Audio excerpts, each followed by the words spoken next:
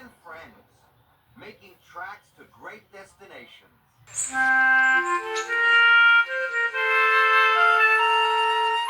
Dear friends, here is Callum the Brave Engine. He has arrived from the LMS. These stories will tell you how he has done it.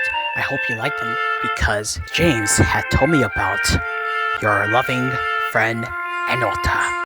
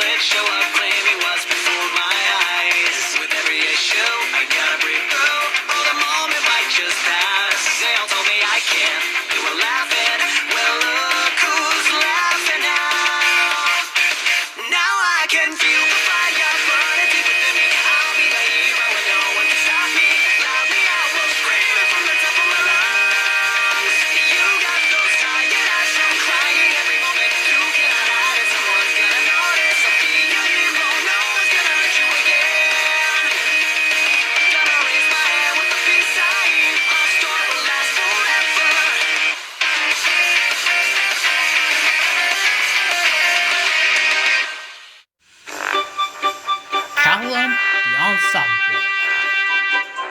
James works on the island of Sodor for many years, and he enjoys being the shiny red engine on the railway. He pulls passengers and freight cars because he's a mixed traffic engine, but he doesn't like getting his paint dirty from mud, sand or coal dust. He would gladly show off by going fast as Gordon or strong as Henry. He would brag about being shiniest engine on Sodor, which it annoys the others. Whenever he is given a task, he will do so, but when the special arrives, he is sure to be chosen. However, he was glad to be part of the STEAM team and help them when they are needed. But you still have a lot to learn. You're a special mixed traffic engine, says the top of that. You can pull coaches or freight cars quite easily, but you must learn by your mistakes. Gee, you've got a top of that mint.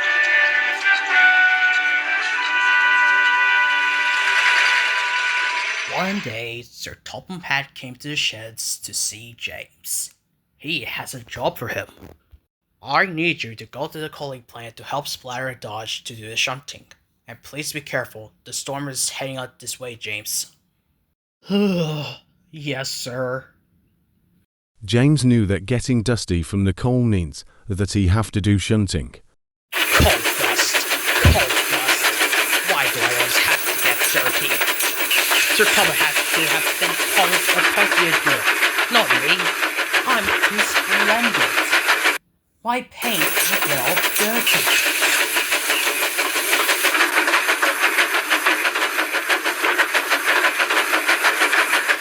James soon arrived at the coaling plant.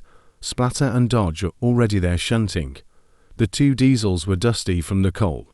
Oh, hello, James. We're glad that you're here. Yeah, we do need some extra bumpers here to shunt. James only let out steam and started shunting. It seemed every time he worked with coal, it rained, making his lovely red paint filthy. It often took the yardmen 2 days to get him sparkling clean again. When James arrived at the docks, it was indeed raining. The Fat Controller spoke to him. James, I've chosen you to do this job because you're a mixed traffic engine. As soon as you've finished, you may do your favorite farmland run as a reward. Now off you go. And that was that. Although James loved the Fat Controller's praise, he still hated the task ahead. Come on, old boy. We'll soon be done. You'll see. But when they arrived, there was much confusion. The rain poured down, and the crane men refused to work any longer. There's a threat of thunder and lightning. That's us finished until it passes, said one to James's driver. James complained bitterly as they sorted out their trucks, but there was nothing he could do about it. Engines worked come snow, storm, or floods. An engine's job is never done, and be grateful for that, said his fireman. James was in a filthy mood when he arrived at the hopper. His task was tricky, but not that difficult. The hopper was a huge slanting tower. A truckload of coal would be pushed onto the hopper's platform at the base of the tower. Then this platform would be mechanically lifted to the top, where the men would guide it to the tipper. The truck was then lifted and tipped into a special hopper that sorted out the best coal from the not so good. The empty was then returned to ground level, which was on a slight slope.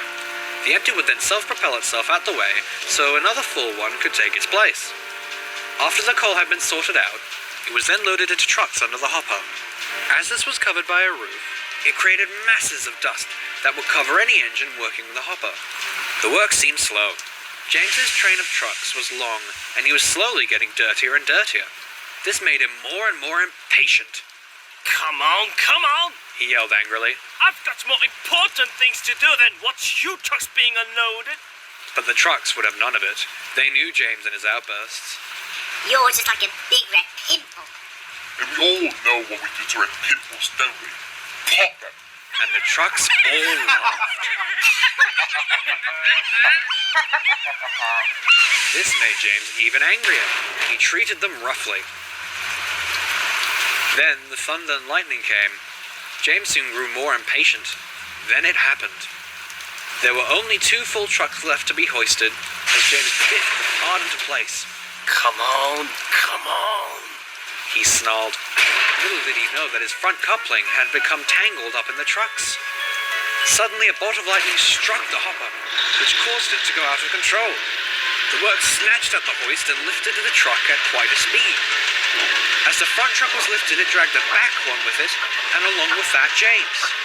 James could feel he was being lifted, but he was far too heavy for the winch, which came grinding to a sudden halt. The coal was already spilling from the back truck all over James. He couldn't see anything. Then the first trunk fell off, pulling the other with it, which in turn pulled James right off the rails.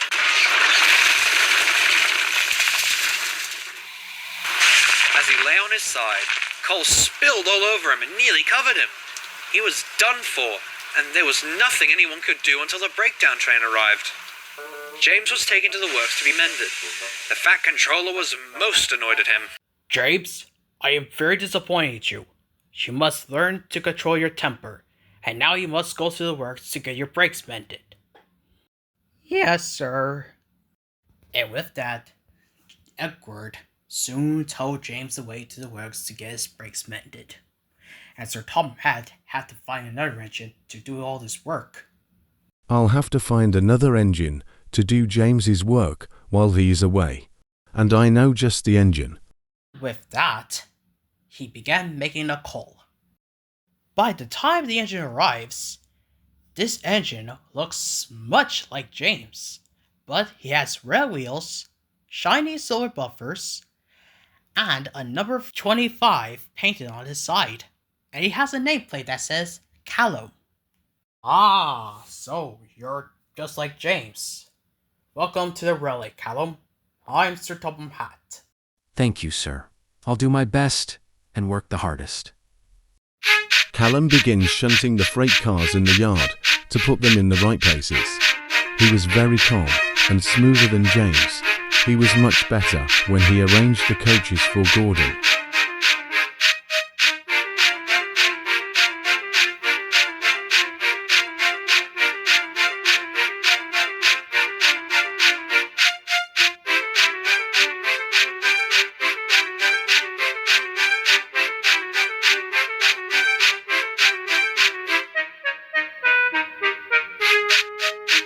Sir Topham Hatt seems to notice how Callum was working, and he decided to have him on the goods train task.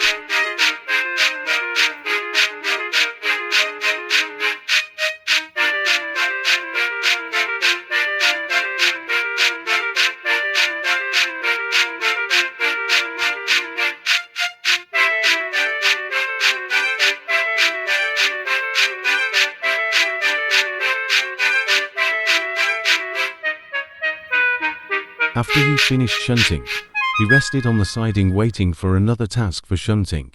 Just then, Sir Topham had came up to him. I need you to take the train to Vigorstown, so please be careful, it's very heavy.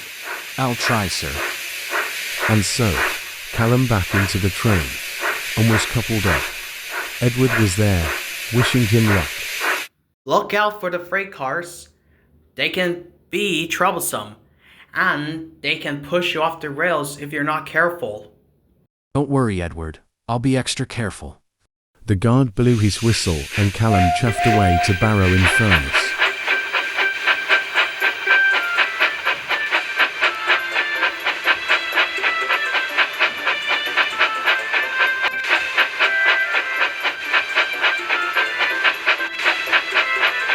Callum was making good times, and he was pulling the train very smooth along the line. However, the trucks are up to their trucks. Alright boys, get ready. This is gonna be fun. Once we get to the top of the hill, we push him down and make him go fast. Spread the word on my signal. Hold back.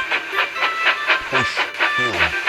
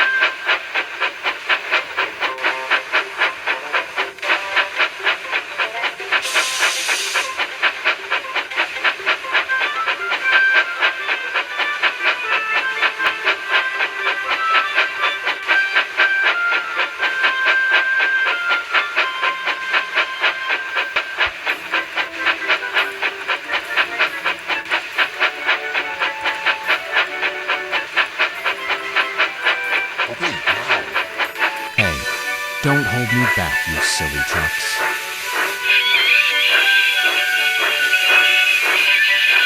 I think I can. I think I can. I think I can. I think I can. I think I can. I think I can. I think I can. I thought I could do it. Now I made it. Okay, push him now. Careful. Suddenly, Callum could feel a bump from the freight cars behind him, and he starts to go faster and faster and faster down the hill. Oh no, I'm going down the hill. Driver, slow me down. I'm trying, old boy. The freight cars aren't too heavy. We'll have to get to the signal box and wave at the signal man. Luckily, the signal man had seen Callum pass by, and immediately phoned ahead to the station. There's a runaway coming to the station, and I need you to send Thomas to stop the runaway. After that, I'm on my way.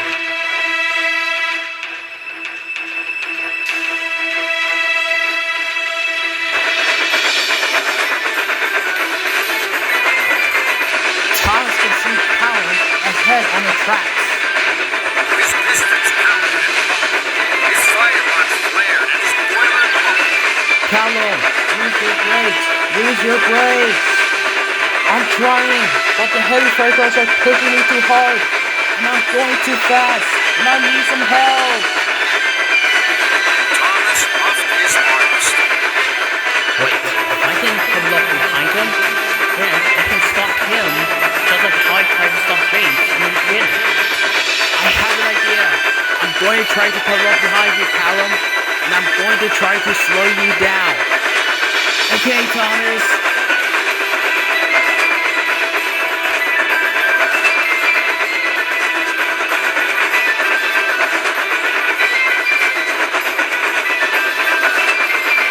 Couple me up! Couple me up! I need to slow Callum down! Alright, Thomas.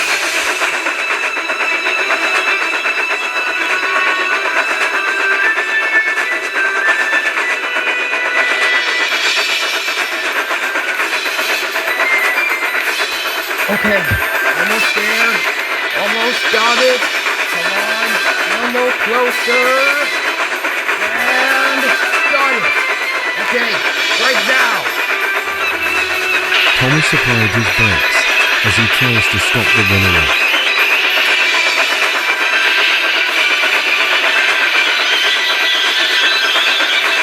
Then there was trouble. The coupling snapped and the half of the cars rolled, only half stopped by Thomas, who is still coupled up.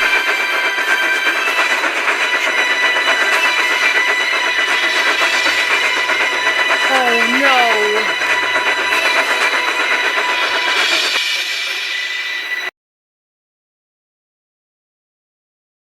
Meanwhile, the workmen were putting new rails to replace the rusty ones on the main line. As they were putting the tights, one of them heard a train coming and there was Callum, speeding by, taking the workmen by surprise.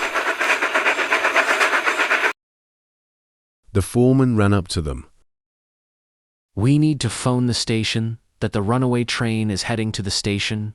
We need to stop it at once. So one of them ran to the telephone and called for the big station. Not to worry, we'll try to direct him to the siding to stop at the buffers. Meanwhile, Callum and his crew are trying to stop the runaway train.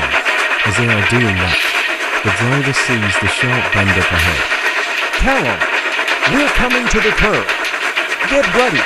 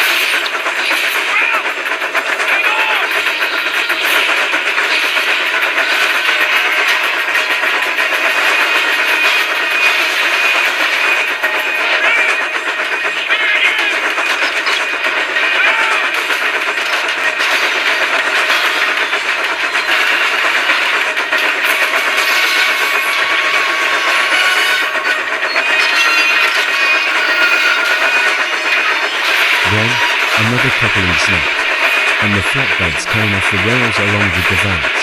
But Callum continued on, and up ahead, the Vikerstown station loomed into view. Then, the points were set to divert Callum into the siding. Driver, fireman, we're about to head into the siding.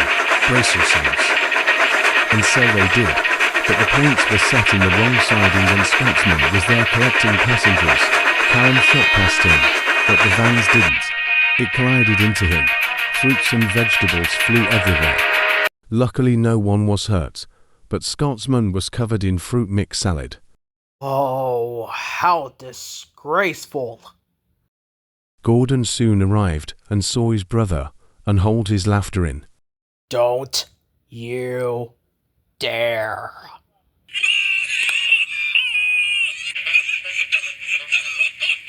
Oh, Scotsman, you do look hilarious.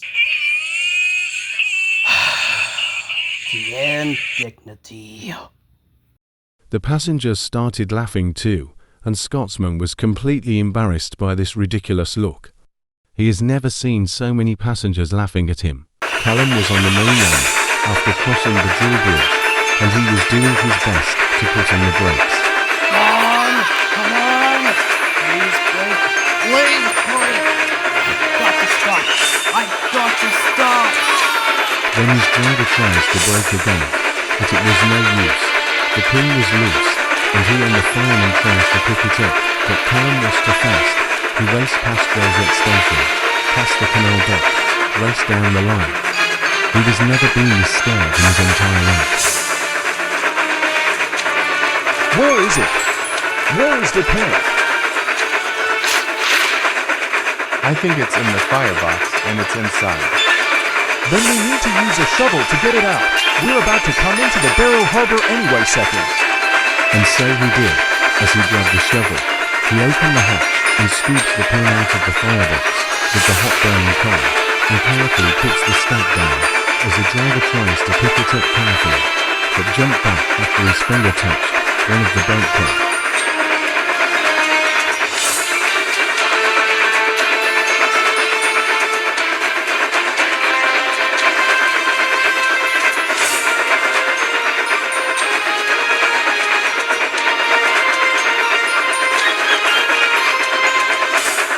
Okay, I got it. Now to put it in.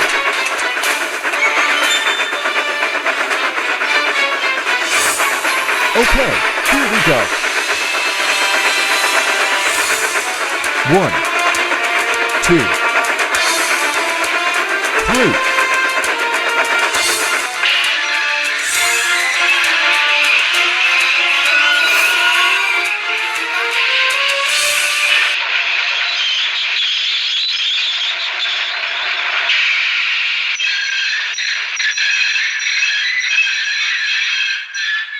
At last, Callum stopped at the harbour.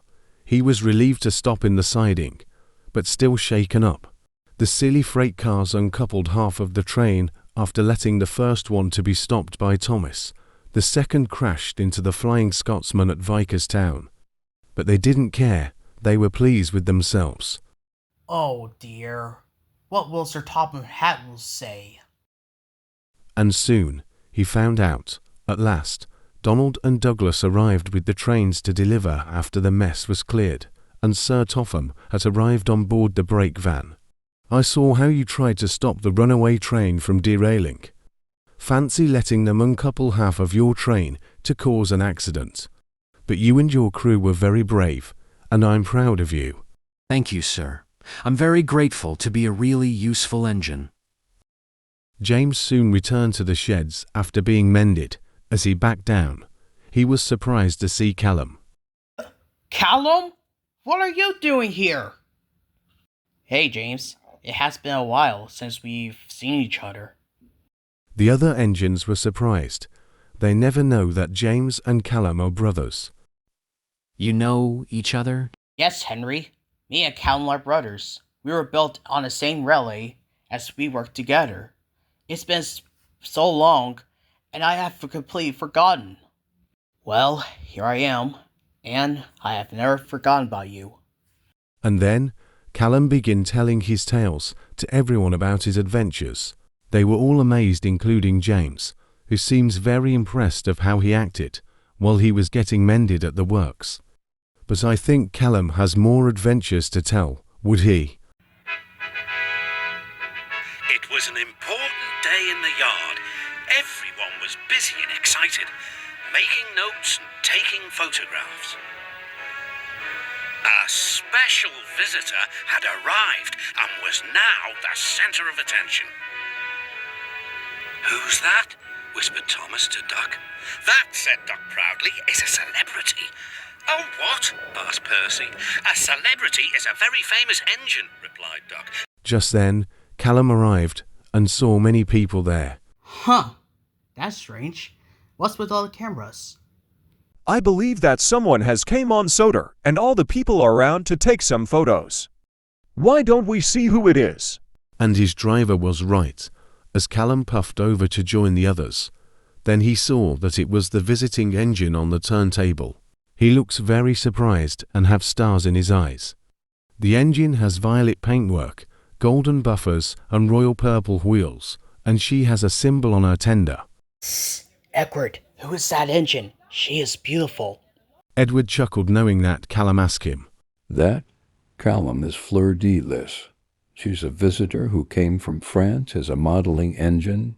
My driver tells me that all engines are polished and decorated to look their best for the public. Pa, she's probably busy taking no notice of us. I think that she was showing off her paintwork to everyone. James! What? Don't be rude. She'll hear you. James rolled his eyes. He knows that Callum was serious. Later, at the Knapford Yards, Callum was filling up on water at the water tower. He has just returned from his afternoon express run. As he was finished, he saw the Visor puffing in the yard to rest. Okay, I think this is it. This is my chance to talk to her. Just be nice. Callum puffed up beside the visitor. He admires her glimmering paintwork in the sun. She looks very shiny. I see you're admiring my paintwork. I think it looks glorious. Yes, your paintwork looks glorious. Why messy, monsieur? Everyone always tell me how beautiful I am. So tell me, what is your name? I'm Callum, and I work in this yard. Callum. What adorable name for an engine. I am Fleur de Lis, and I'm from the railway called Train a Grande Vitesse. A grande vitesse? No, dear. It's a meaning for the high-speed train. Oh, right. I'm kind of sorry, and I have a little confused on... No need to apologize. I know some engines are in a confusion when they're struggling to spell. Callum knows that she writes. He felt happy that someone understands him. Just then, Gordon touched by whooshing steam.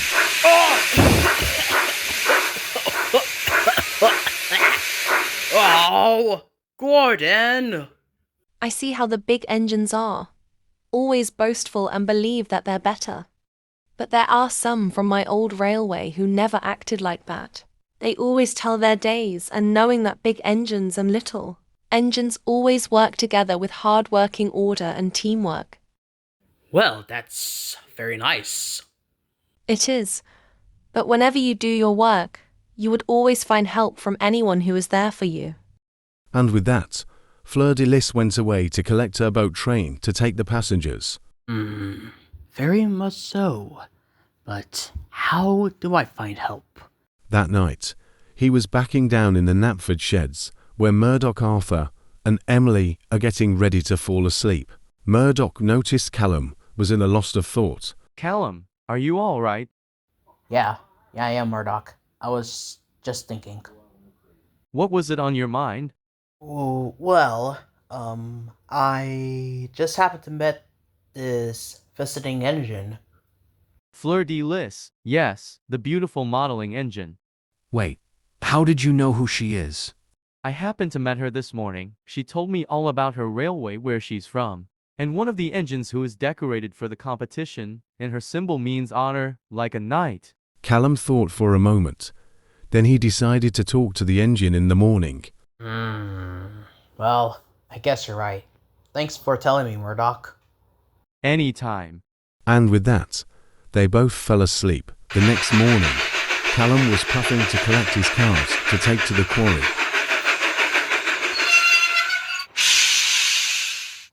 As he arrived, he can hear the emotions from the Knapford sheds. He saw that Diesel wouldn't move an inch from the entrance to keep Neville in, trapped behind him. Donald and Douglas are both trying their hardest to pull him out, and the engines were very cross at Diesel for blocking the entrance. Well, that was kind of entertaining. Then, Callum set off to the quarry.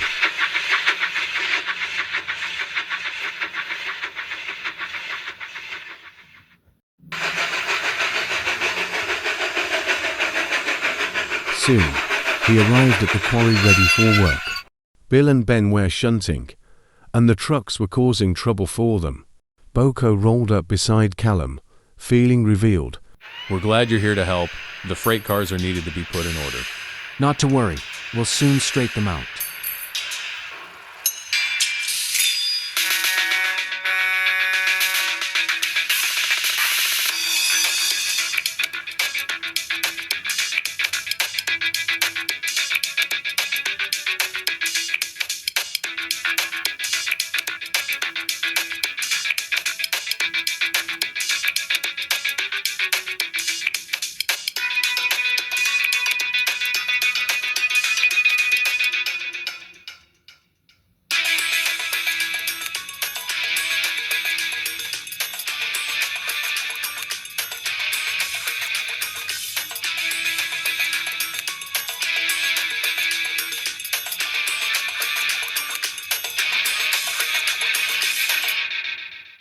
Finally, the job was done, and Callum left the quarry to deliver the stones to the docks.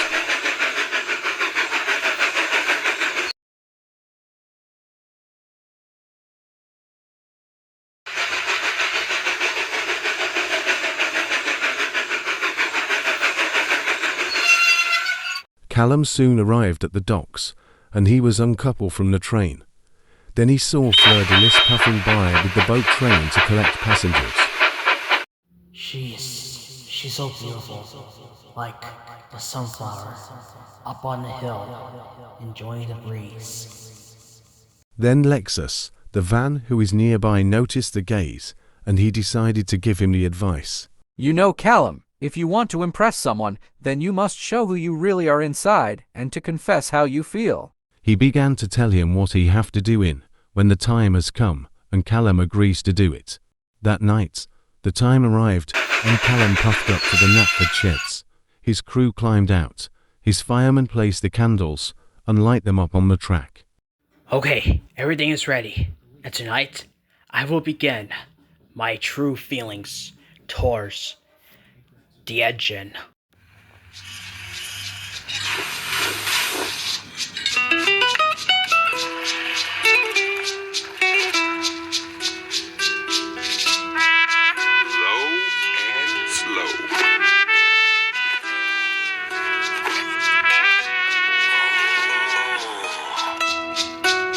Just a love machine, and I won't work for nobody but you. It's just a love I'll only work for you, baby. Yeah, my voltage regulator cools when I taxi next to you. Electricity starts to flow, and my indicator starts to glow. I'm just a love machine, and I won't work for nobody but you.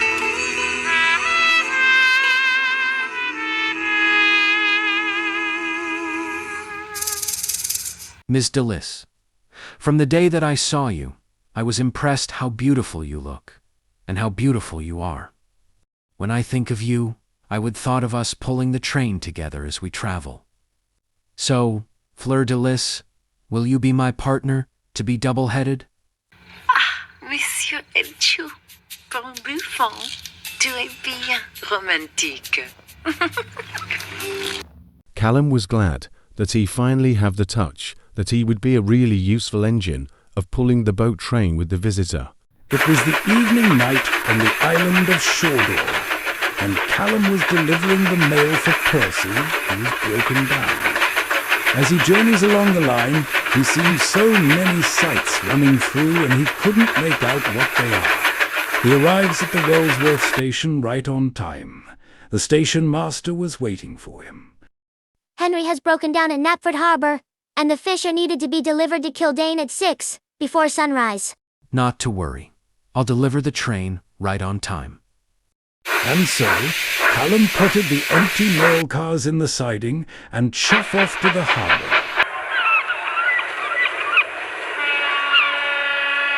All kinds of ships use the harbour at the big station by the sea. There are passenger ships, cargo ships, and fishing boats also come here. They unload their fish on the quay. Some of it goes to shops in the town, and the rest in a special train to other places far away. This is the train the railwaymen call the Flying Kipper.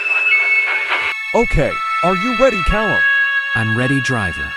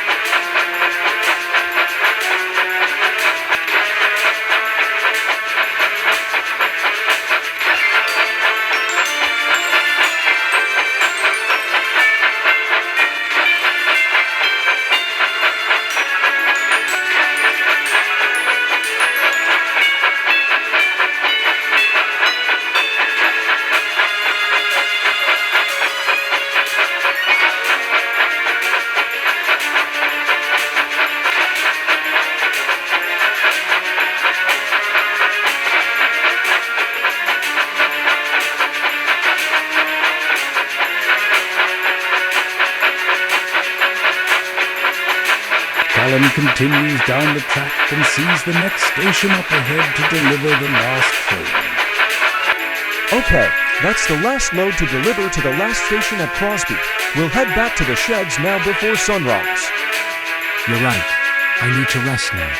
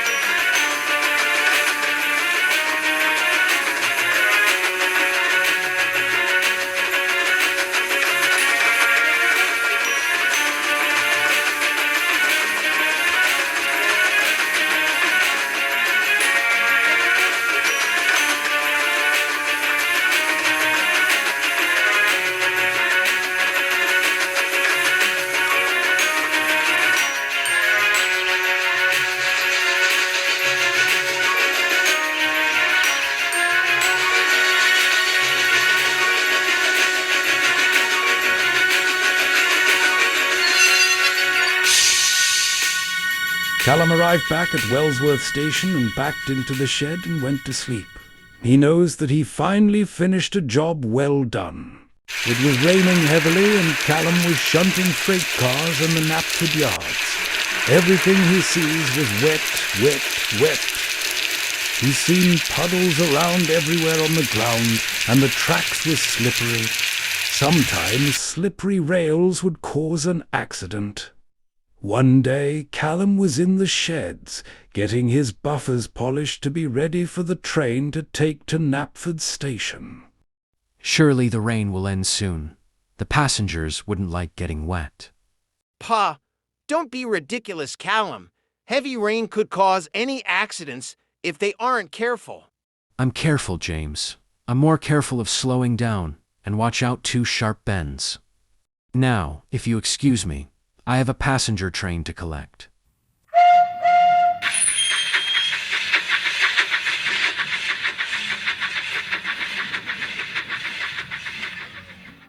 That afternoon in the rain, Callum was pulling the express along the line to next station. The rain was pouring heavily and he continued journey ahead. The rain won't bother me. I don't mind it a bit. I'm a really useful engine, and I will work hard whenever the weather... As he approached the station, the lightning strikes down onto his boiler. His driver put on his brakes to stops at the station. They uncoupled the coaches and puffed Callum into the siding to have a look. They checked his wheels and his brakes, even his undercarriage. I don't see any problems, old boy. I believe the lightning struck on your dome when we were traveling. We can still get to another station on time. Once we get there, we'll put you at the works to be checked over. So with that, Callum backed up to his coaches and began travelling. As he travels to Crowven's Gate, he felt something strange. He was going faster like he has never gone before. He was going faster and faster, and even more faster.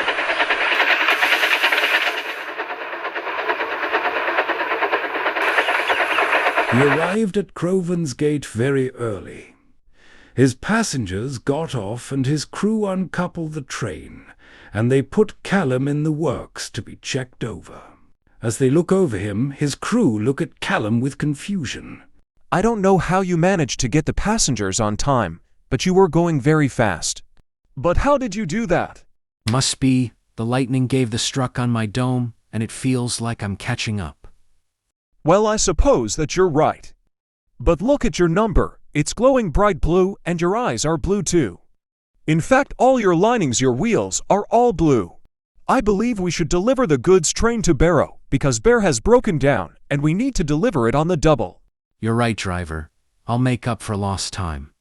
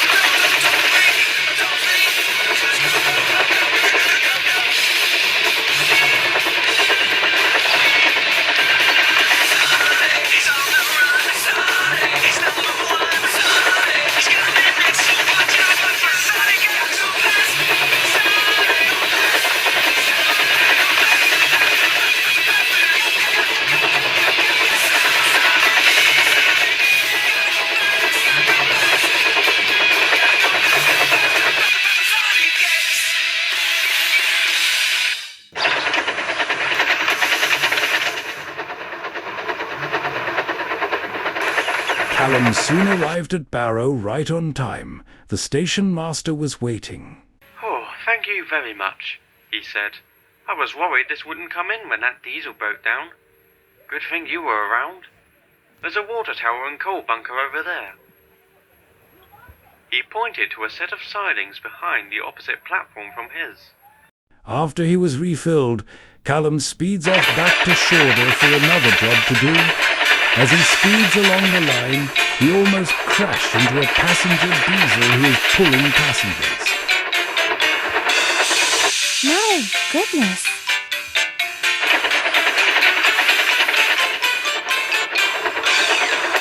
Callum raced along the line, getting ahead to the bridge to get back on the island. He was determined to be back on time and begin his other jobs.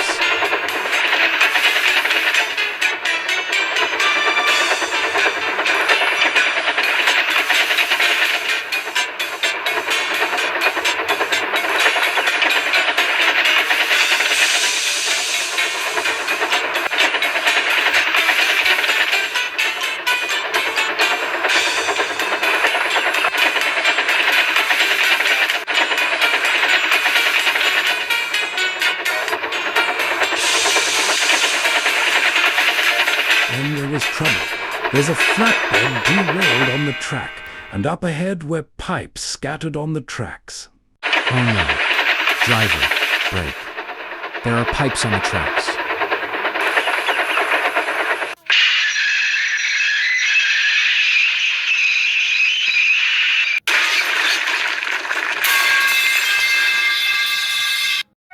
Poor Callum was laying on his side after the crash. He laid with surprised. He was very sad. Edward arrived with Rocky to take Callum to the works to be checked over. Harvey came with Judy and Jerome to clear up the wreckage, so Topham Hatt was aboard Edward. Sir, I tried to make it back after delivering the goods train for Bear, but I was going too fast. Don't worry, Callum. It wasn't your fault. The old coupling snapped and lift on the line when Derek was pulling them. I heard about your performance, and it seems that the lightning have hitted your boiler to make you go faster. So I'll be sending you to crew to be checked over at once. You'll be given a new brakes and new wheels. That way, you won't go fast anymore. Wouldn't that be nice? Yes, sir. That would be nice. With that, Callum was put on the flatbed and went back to Shorter for repairs at the steamworks.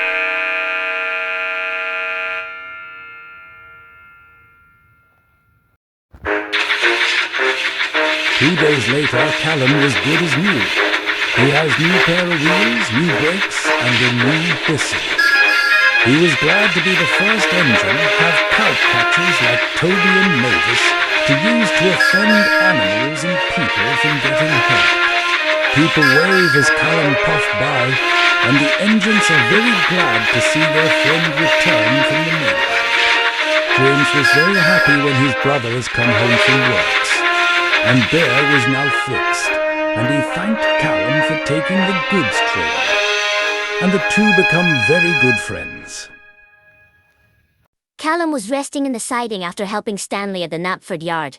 He's been helpful ever since he arrived. As he waits, the manager arrived. The new engine has arrived and Sir Topham Hatt wants you to meet him at the miller. Right away, sir. Callum puff off to the miller to meet the new engine.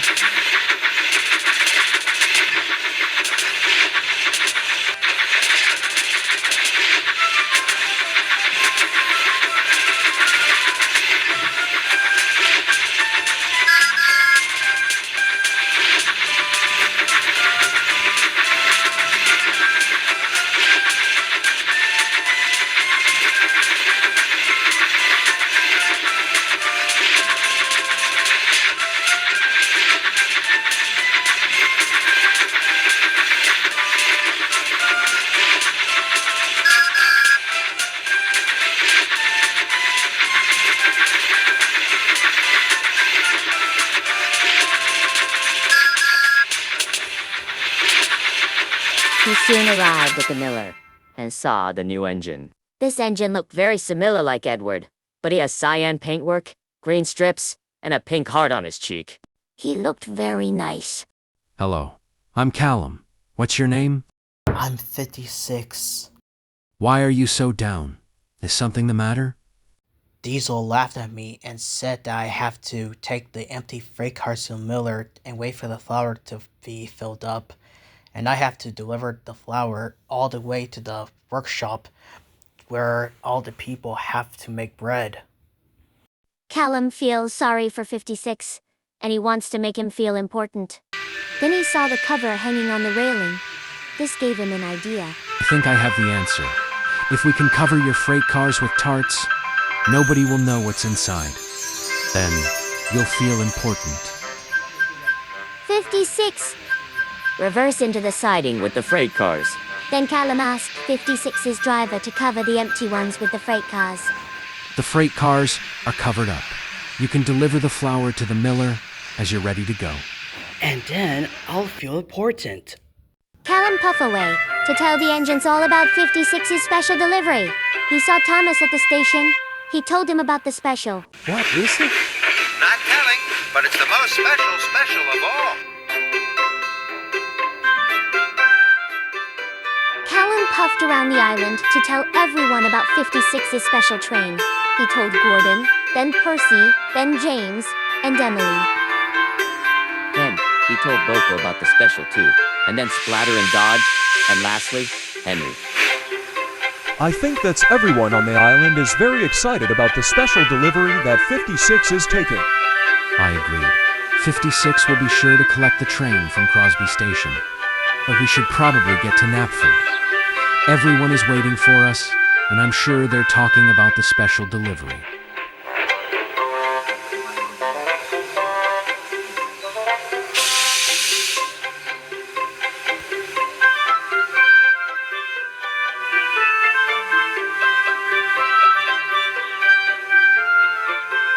Soon, everyone was talking about 56's special delivery tonight.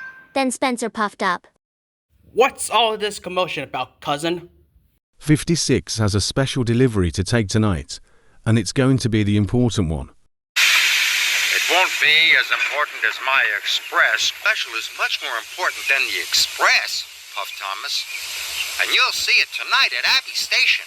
But Callum doesn't know how to make 56 feel special. There must be a way to make 56 and his train very important. Later, Callum saw the Christmas lights. This gave him another idea. Driver, look. If we can decorate at 56 with lights, then he'll feel very important.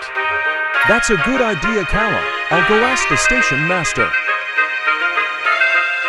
The station master says that we can borrow the Christmas lights to decorate 56 around him and the freight cars, but there's one thing that we have to collect. Callum was confused, and he went off to collect the cars. He soon arrived at the harbor and looked around. Then he heard a familiar voice. Hello, Callum. Sophia, it's good to see you again. It was Sophia the coach, who Toby and Henrietta had rescued from scrap. Sophia, if it's all right, if I can borrow you. There's a train that I'm putting together. Of course, darling. Later, Callum arrived back with Sophia and the Christmas lights. Callum shunted Sophia in front of the flower cars and the workmen began decorating 56 and his train. Soon, 56 and Sophia were decorated with colorful Christmas lights. Now, you look very special. Come on, let's get to the station. Everyone is waiting for us. Soon, the duo set off. As he puffed through Abbey Station, Gordon, Spencer, James, and Percy were there. Bust my buffers. Look, he really is important. And magnetic. For the first time, 56 felt very important. Then there was trouble.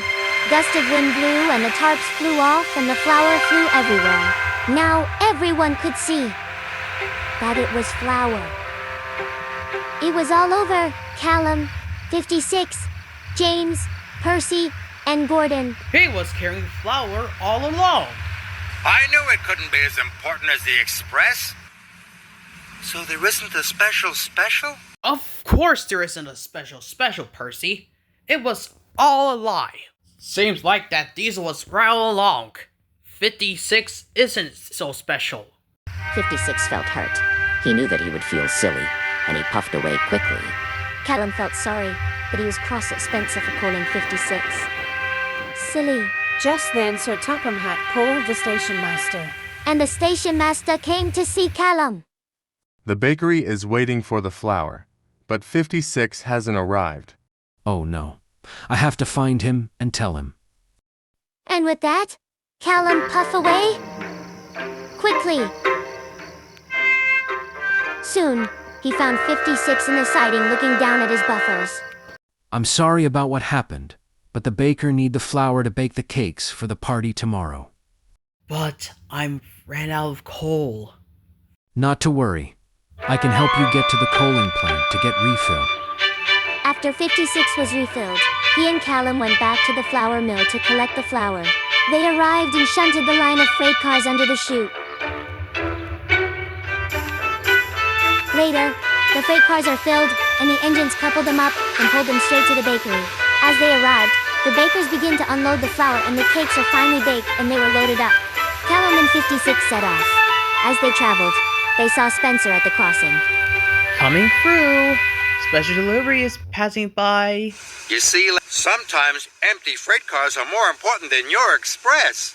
Spencer was cross. His face went as red as his paper. 56 laughed and went on his way to deliver the cakes.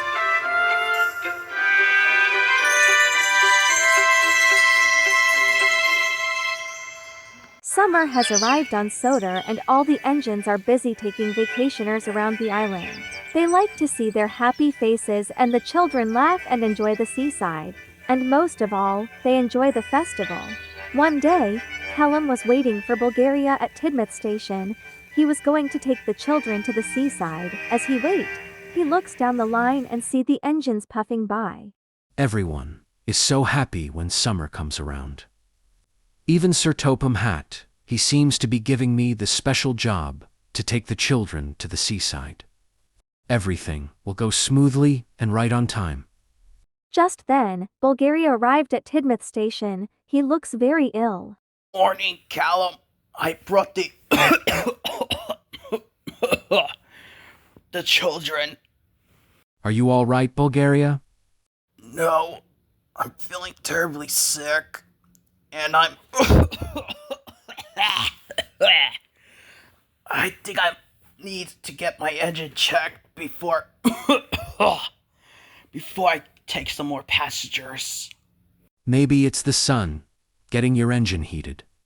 Soon, the children got on board, and the guard blew his whistle and Callum chuffed away to the seaside.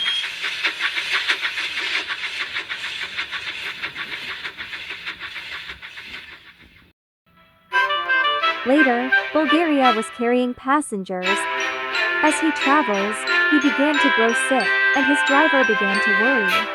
Steady on, old boy. Your engine is going to be overheated. No. I'll be okay. I'll be okay. I just gotta get to the other station.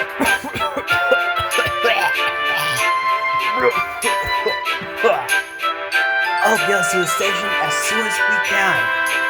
But it wouldn't last for long. Then there was trouble. As Bulgaria traveled, he started to grow sick. His engine sputters, it began to smoke. His driver swerved as he grips on the wheel.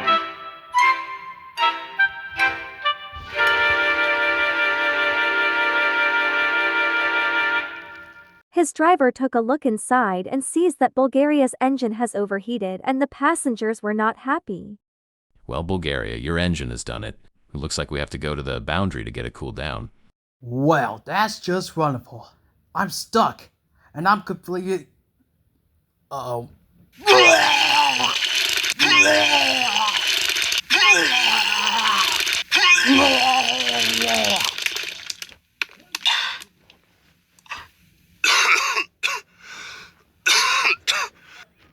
The next day, Callum was puffing to the station to get his train ready to collect the holiday makers from the docks.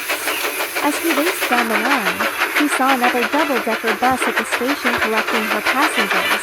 Callum has never seen a bus like that before. Hello. I don't think I've never seen you before. Who are you? My name's Lorraine, and I'm a double-decker bus, but you can call me Lori for shorts. Well, it's wonderful to meet you, Lori. I'm Callum. I'm a loaned engine from the L&YR, same railway where James and I are. Ah, a loaned engine. You must be the famous Callum who stopped the runaway train. You heard of me? Everyone has been talking about your heroic from the mainland. You're like a famous engine on the line. Is that so? Well, perhaps we can race. Well, I would, but I could tip over if I get fall over, so I'll go with my own pace. Well, you're on. The last one to the Marin is a winner. Well, all right, I accept the challenge. But I must warn you, I can be very carefully. I can be careful too, but I always slow down when I come around the sharp bend. Ah, a very careful engine. I'm starting to like you, Callum. A very careful engine. And they both began. The guard held up their flag and the race was on.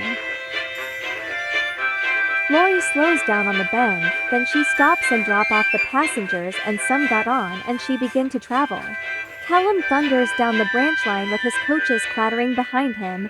He was sure to beat Lori at the next station. Then he has to stop because there are ducks crossing the track to get to the pond. Lori came to the bridge and then stops. She knows that the bridge was the one that Bulgy got stuck under and turned into a hen house. Lori decided to reverse and go down the shortcut.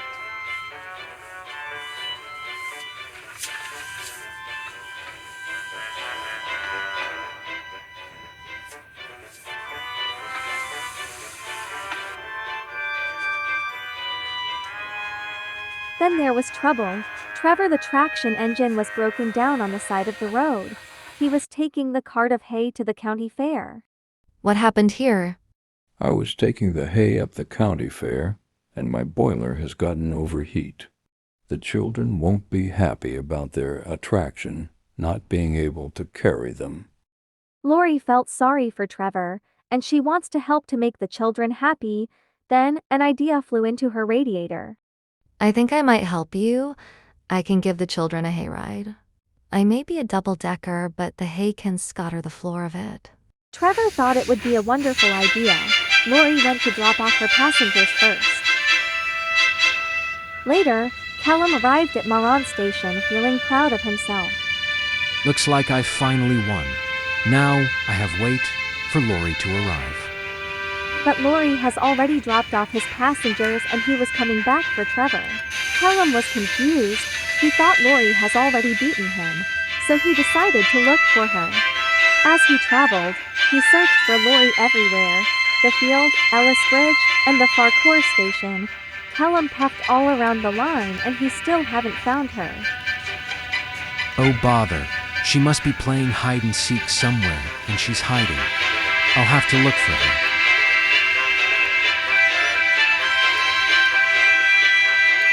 Then he arrived at the station and saw that Lori was there. Hello, Lori. Where have you been? I thought that we're having a race. Oh, well. I was very busy and I had to help with the county fair and give in the rides for children. They told me they've had a wonderful time and they want me to give them rides again. Well, that's a wonderful thing that you helped. And you really proven yourself as a really useful bus. And so, Bulgaria returned the next morning and Lori continued helping out with the passenger work.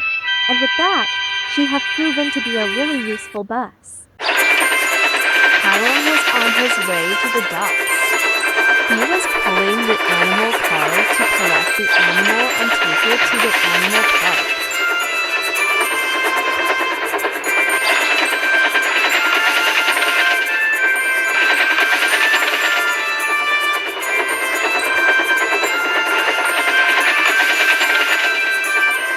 As he arrived, he saw a yellow tank engine with the words that read, "The Zoo Engine," as he was waiting as Callum.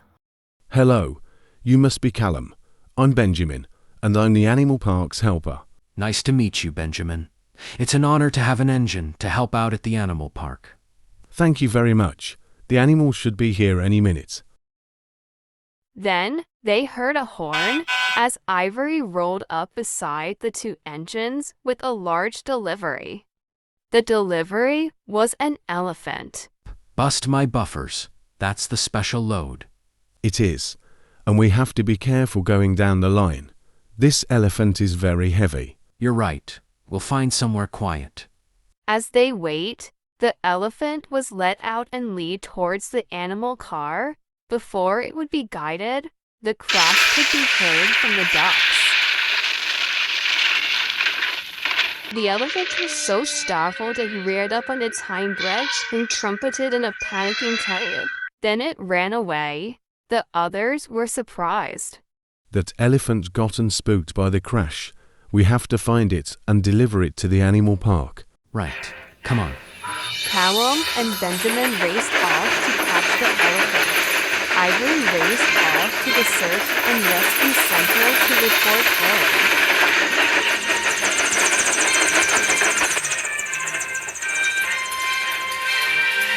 Harold radioed ahead to tell the park keepers. Ivory was already there when they loaded the tranquilizer guns into the carrier when Harold arrived. Soon, they departed. Harold went higher for a better look, while Callum and Benjamin split up to search for the elephant on the ground. I sure hope that the elephant hasn't gotten into any trouble. I think I spotted it, down at the field. Follow me. Then, they soon found the elephant in the soccer field, where all the attendants are staring in shock to see a massive creature. Ivory arrived with the park keepers and some delicious fruit.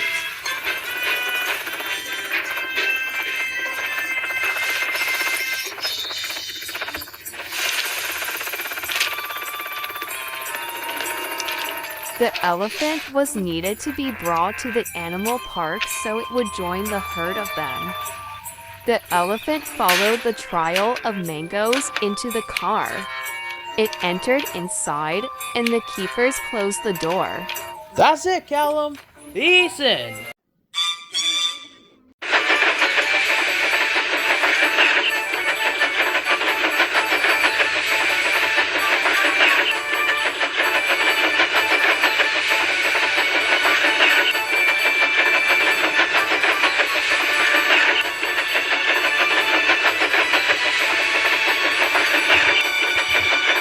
Soon, Callum arrived at the animal park. But then there was trouble. Sir Topham Hatt and the mayor has been waiting for the zoo engine to arrive. But Benjamin was nowhere to be seen. Benjamin hasn't shown up for the welcome, and we haven't heard from his driver. But it turned out that he is missing, and this is a disaster. Not to worry, sir. I'll find him and bring him here. Soon, Callum was uncoupled from the animal car and went off to find Benjamin.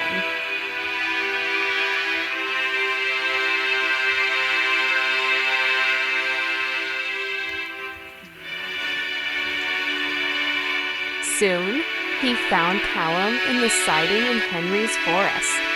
There you are, Benjamin. Everyone is waiting for you at the animal park.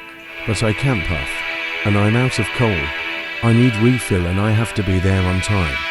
Not to worry, there's a coal hopper up at Wellsworth Station, so I'll shunt you there. And so, Benjamin was refilled and on his way to the animal park. Then, they soon arrived back at the animal park and everyone was pleased to see the animal park's new help, and the mayor began to make the announcement. Ladies and gentlemen, I am very pleased to announce that the animal park has brought its newest helper to help out at the animal park. Benjamin has shown that he is very pleased to be respectful, reliable, helpful, and very useful. As a reward, he will have his own shed on the rails at the animal park.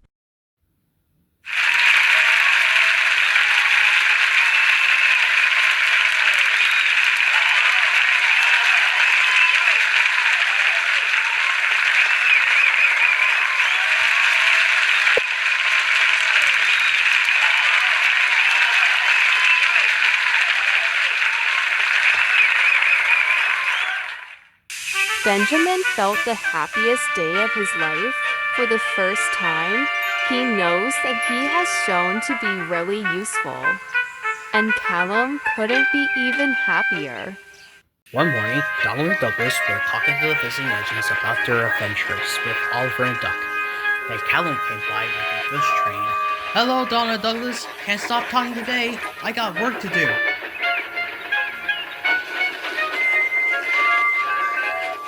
Later, Douglas spoke to Callum. Oliver and Duck are relatives when they first met, and you three have a lot in common as well. Well, we do have stories to tell about our adventures, but what would that be, Douglas? Scrap? Huh? Scrap? Wait, please don't mention that word. I have nightmares about the scrapyard. It makes my wheels wobble. It was the same for Oliver. When he and Toad were about to be scrapped, I managed to save them in time. And now they both are really useful and work on Duck's branch line now. But I do realize that some engines are needed to be rescued and taken to the other railways to be stored. And better safe than fast. Later, Callum has to take some empty freight cars to the scrapyard. When he got there, he saw something lurking in the shadows, hiding behind the freight cars. Huh, I've never seen something like that before. It's better for me to look a bit closer. And so, Callum puffed closer to the freight cars, hovered up behind them, and pushed them over to his side. And then, he saw an old engine. Its purple paintwork was covered in rusted brown scrap, and nameplate that says Shadowbolts. And there was a number that was completely hidden under the scratches. And Callum doesn't know what number it is. Huh, that's funny. I thought... Hello. Ah! Who's there? Over here, in front of you. Sorry, I did not know that you were there, and, I really thought that I heard... I mean, you look really good, right? I mean, really good. Maybe a bit rusty, but you're in good shape. Well, thank you, but it wouldn't last long before I would be broken up into scrap. What? Scrap? No. This can't be happening. You can't be scrapped, and you have to be saved. Well, I wish for you to save me, young one, but I can't let you feel the same faith as me. It would be the matter of them before I saw them again. Just then, a Diesel rolled up beside Callum. This Diesel looks a bit like Diesel, but he has blue livery and the letters that stands for NWR of Northwestern Railway. Hello, I'm here. Put the empty freight cars to the siding. Ah, thank you, Mr. Blue Diesel. Call me Robert. Right, Robert. Would you mind telling me about this engine here? Shadowbolt, he's been here for days. I kept him hidden behind the freight cars. I'm not going to be scrapping him, but the manager threatened to turn me into a generator if I don't do as he says. Oh dear, that's terrible. Surely there's a way to help you both. How? Far, far away from here, where you can work in a new life. And you won't have to worry about shunting in a scrapyard anymore. And later on, you will find somewhere happy. Callum knew that he was right, and soon he left to tell the controller. Later, he met Miguel at the branch line. Hello, Miguel. Would you mind helping me? Sure. What is it, Callum? I need some help to find an engine where you found Blackie. Do you mean on the other railway? That's the one. Well, I would like to help, but only the Diesels go there. So that's where I'll go. Only if Eagle is here to help me out. Then he would help me to save the engine from scrap and the diesel shunter to find a new home. His driver came. I think we could attach you to Boko's train to Barrow. So we'll start at 2. Later that night, Callum slept. And at 2, he woke up bright and early in the morning. He went to the station and coupled up behind Buckle's train. Now's my chance. Soon, Buckle departed for the mainland, and Callum was coupled up from behind and on his way to the scrapyard.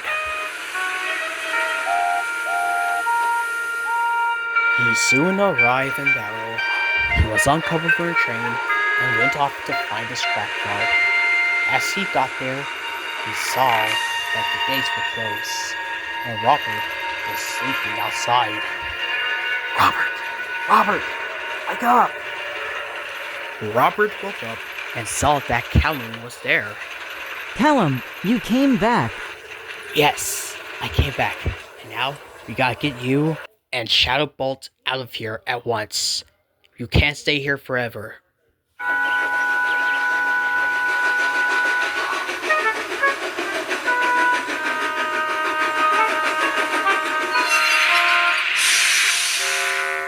Okay, I just need to find Shadowbolt, and then I'm getting him out of here. And then I'll meet up with Robert at the gate, and then I'll soon be taking them both somewhere safe.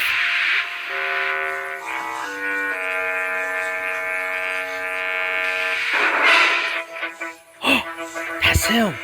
Shadowbolt! Are you there? It's me, Callum. I'm here to get you out of here. You're here. You do not know how happy I am to see you return for me. Well, I'm here now, and I gotta get you out of here fast. Robert is waiting for us at the gate. And he was right, and everyone worked fast to help.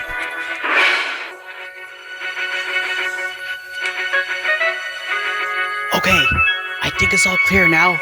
Robert tells me that the gate is open, so I think we should get you out of here at once. So come on. Kalu was coupled up to Shadowbolt and tugging him away from the siding very slowly past the sleeping diesels. Okay, I think it's working. Just another clear mile, and we will be safe. And soon, we're out of here.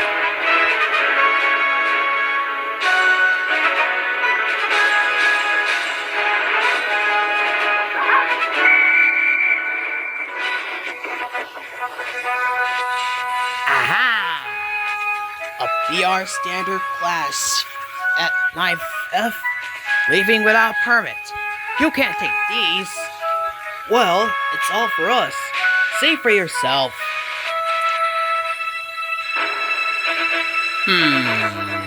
Seems in order.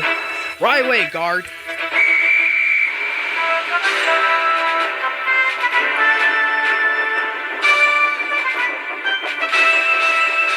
Okay, I think we made it out there. So now, we have to meet up with Robert. Later, the duo met up with Robert, and they all sneak away from the scrapyard. I can't believe we finally made it out of there. So where now? There's something up on the railway that could save me and Prime. Prime? Yes, that's what I called him when he was brought in. Suddenly the engines heard the horn in the distance. Callum looked and saw the diesel racing towards them. He puffed faster to pull Shadowbolt, and Robert helped to pull. The diesel is Stanford. He's been a bully to me ever since I worked. He always looked down on me while I shunt. Well, we gotta get away from him as fast as we could. Come back here with that scrap engine.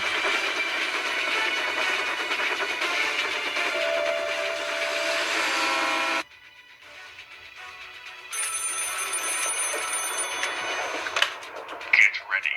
They should be coming down the line any second. Roger that.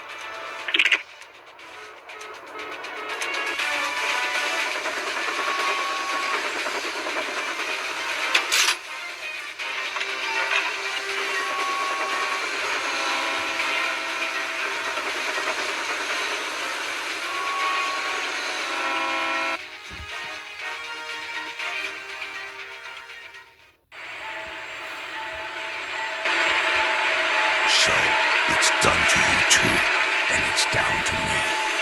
Even if you hand over the scrap engine, or I'll scrap you both. You'll run out far too much wherever you go to save this engine. No. No. I will not let you handle the Shadow Bolt. Not even my dead body. And this time, I won't let you lay a bumper on him. You don't have a choice then. Perhaps the scrap is the only way down to the lava where you both belong. Before he could do anything, he heard the whistles followed by a horn.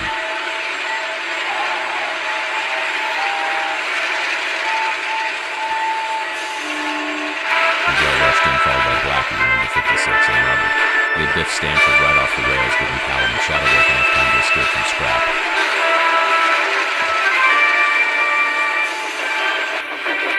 Thanks for the help, guys. Wouldn't have done this without you. Not to worry. Friends always stick together.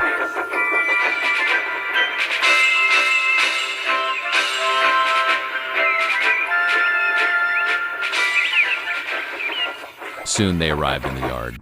They looked around for the shed to put Shadowbolt in, then Blackie sees a carriage shed. Ooh, I think I know. If we could put Shadowbolt in a carriage shed, then someone will be able to find him. Well, that's a good idea, Blackie. Let's put him in there. And so they did. Blackie and Miguel stayed with Shadowbolt, and Callum and 56 went back to Shore Door to get some rest. As they arrived back, they stayed at Wellsworth Station and went to sleep after the long night's journey.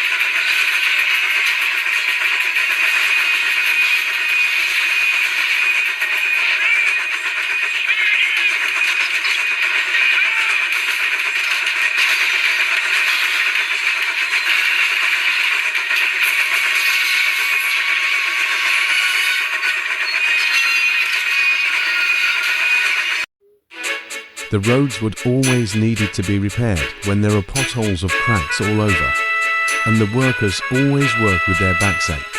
Sometimes Buster would be able to help, but sometimes he was called away for something important. The engines would always come to help Evening using the roller for them to use.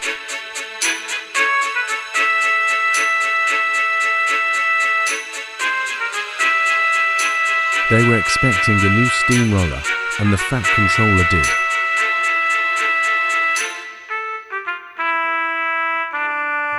Soon, she'll do well for trial.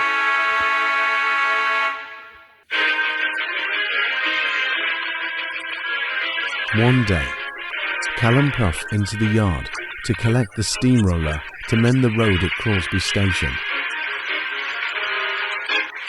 Spot on, Callum. You make 'em mother proud. Thank you, Ms. Jenny. Is that my special load? Very special. My name is Brittany. I can roll and mend. My name is Callum. I can pull and shunt. And I could get you two to the cross line.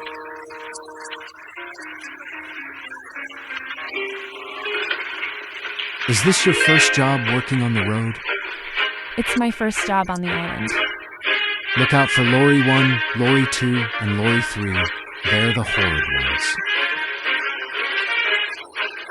Later, Callum dropped Brittany off at the crossing and went on his way to do his other jobs, and Brittany went to work towards the construction. She sees the workmen were putting cement in the blocks and made some spectacle on it. Brittany wants to make sure that it's flat, so she went to the site and came to the stop. Hello, I'm Brittany, and I'm here to help. That's good. We needed someone to mend the road because we needed someone to flatten up the concrete so it would be dry enough so we can go on to our next job. Not to worry, I'll do that right away. And so she did. Brittany begin flatten the concrete. The workmen could see how she smoothly flattened it. She's good. Very good indeed.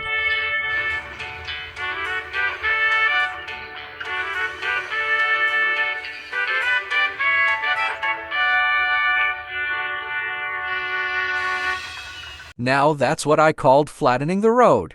Say, Brittany, how would you like to help flat the tar to cover up the potholes while we travel? I think I would like to do that as a job. Then so it settles. Can we build it?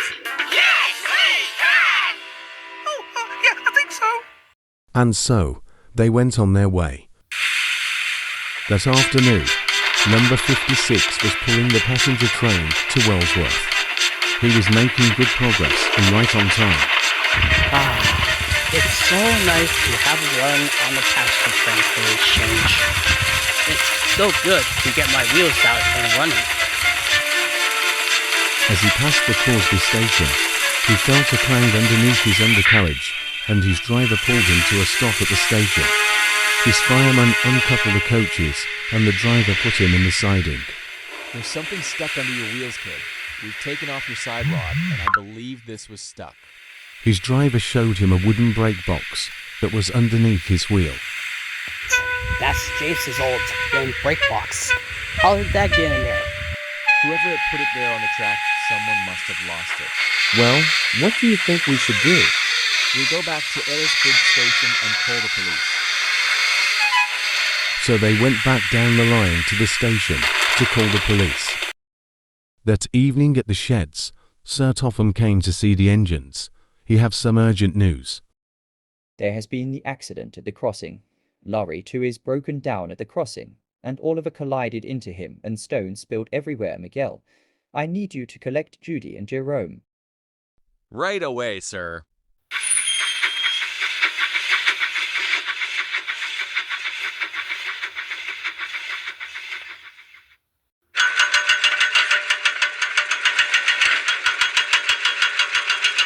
Miguel soon lifted Oliver back onto the rails and took him and towed to the works, Butch to the unhurt lorry to away.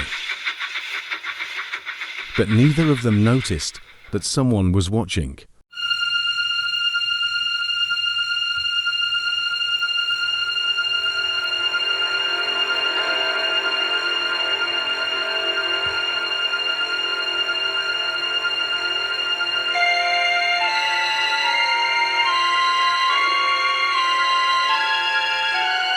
You're late again, Larry.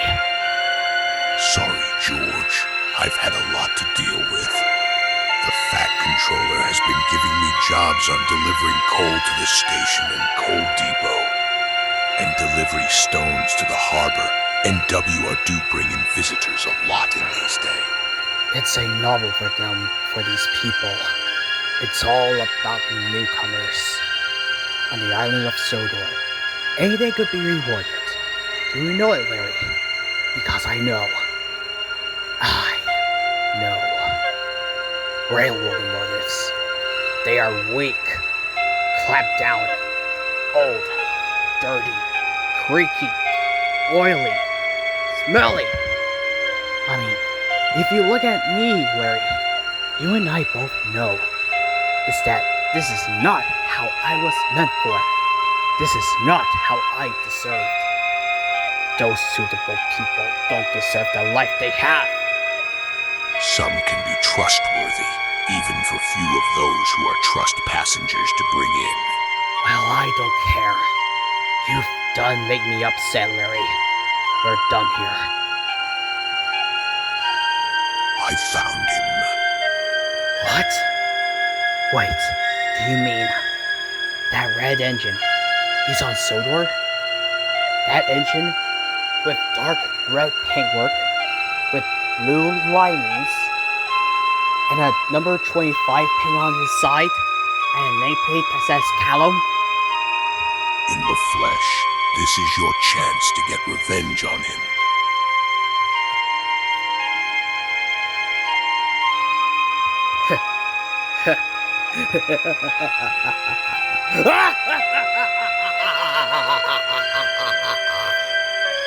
Stole the work, my good man.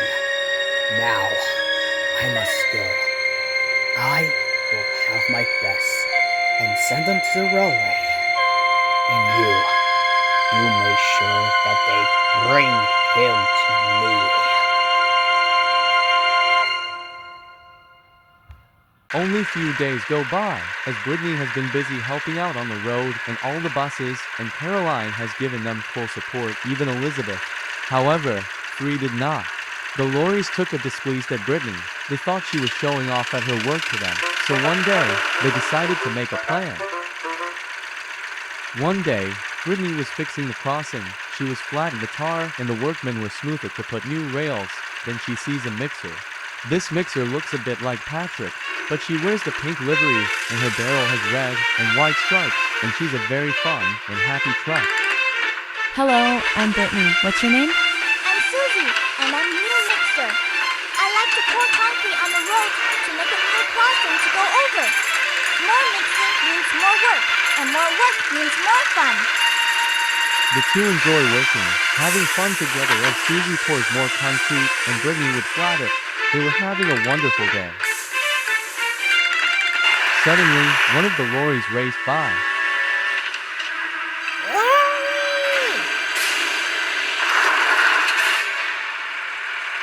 So, that's Lori 1. Callum was right. He and his brothers are horrid. Look out, Brittany! Lori 1 stopped in time, and Brittany was refusing to move. Stop racing about. Can't you take a joke?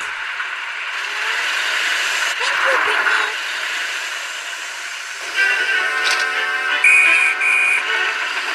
Later, Callum was jumping at Nacho when Spencer pulled up beside him.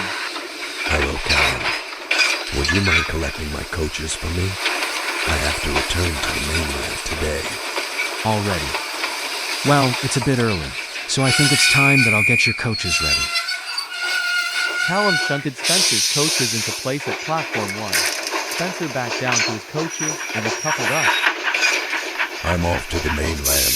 Tell Gordon I said farewell.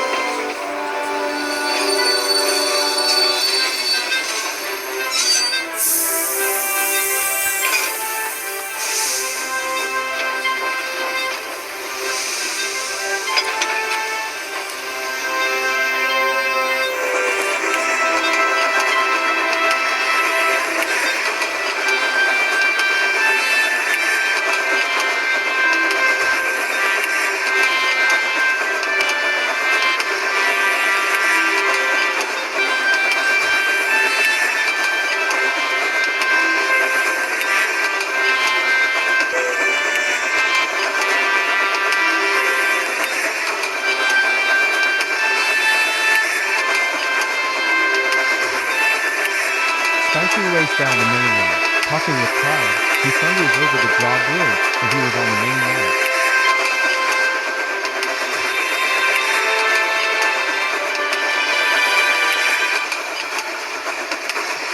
As he traveled, he thunders down the line. He saw an oil barrier on the track. His driver looks out and puts on his brakes. He tried to stop, but he hit the barrier and he came to a stop.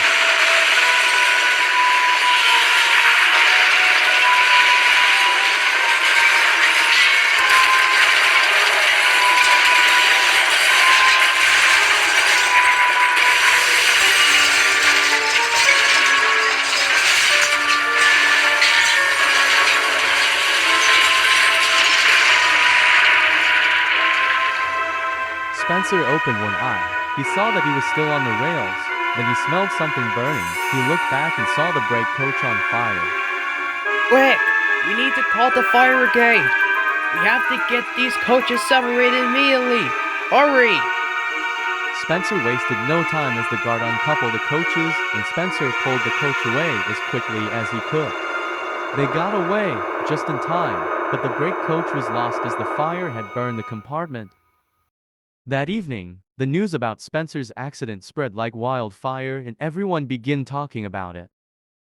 Have you heard about what happened on the mainland? Yes, Henry. I heard from the workman that there was the strong smell of chemistry underneath the carriage during his return trip. But who would have putted in the chemistry underneath the brake coach? Well, I have seen someone. I was at the station dropping off the mail. What did you see, Percy? And who? Well, Gordon and James. I saw a big green diesel engine, and he looked very familiar, like he was the diesel named Bowler. Baller. Yes.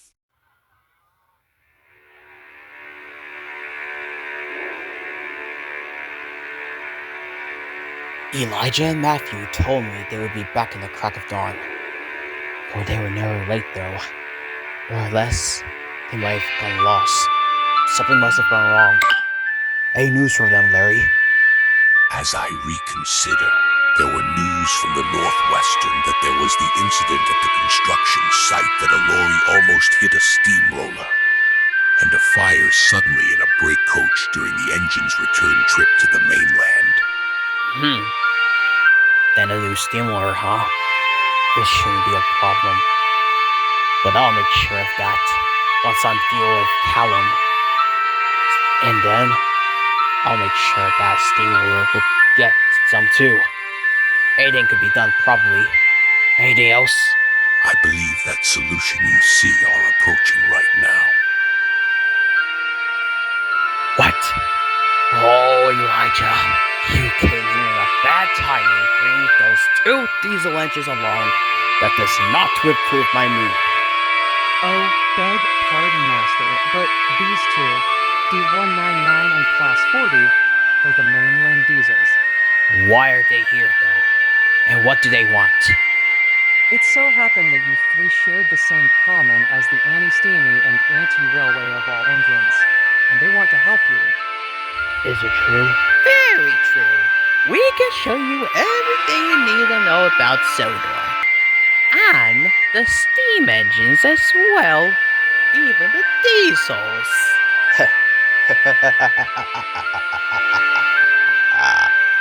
Lucky you. You both brought true answers to me. So, where do we start?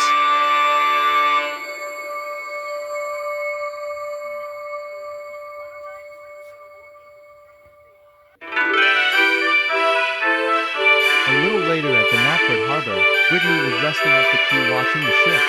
Her driver went to the shop to get some fish and chips, so she was waiting patiently for him to return. As the ships rolled in, she felt herself rolling towards the quay. She stopped just in time as her roller led towards the edge. Help! Someone help me! I'm going to fall!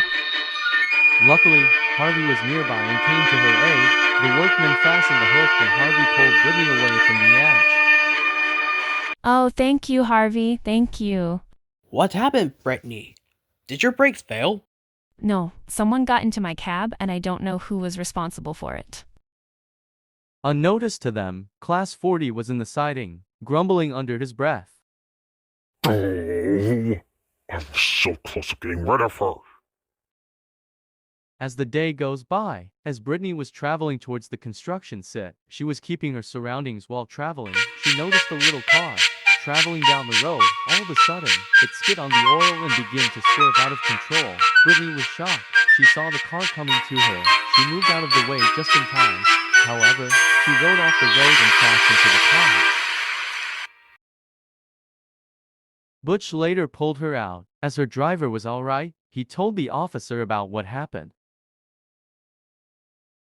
At the sheds, Callum was looking down at his buffers that evening. He felt sorry that Brittany have to be in the works to be checked over. On one hand, he knows she would never had any accidents, but on the other half, he was enraged. Whoever keeps harming anyone, this threat will end right now, here and elsewhere. Then, he noticed something moving in the shadows. He saw a familiar slipping out of the yard, with a smug look on his face. It was Class 40. He had putted Brittany out of the way, and earlier he tried to do the same to Callum. But for the Class 28, that was a final straw. As the day goes by, and these incidents keep happening, 56 gets his brakes loose and crashed into the field where James crashed. Miguel collided into the goods shed and got his front buffers damaged after hitting through the wall. Callum was the only engine left on the line. He and Stanley were finishing shunting in the Knapford yard before he could rest. Callum finished shunting and went on his way to the station. As the night came in, Class 40 was at Barrow refilling on fuel. He just finished delivering the scrap train where the diesels would shunt away. As he was filled, he went on his way. He hadn't noticed that the pair of eyes were watching, waiting for the moment. It's a shame you weren't available to get rid of the steamroller. Yes. But I'll be sure to plan on something better. I just had to tell D199 about my plan, and then...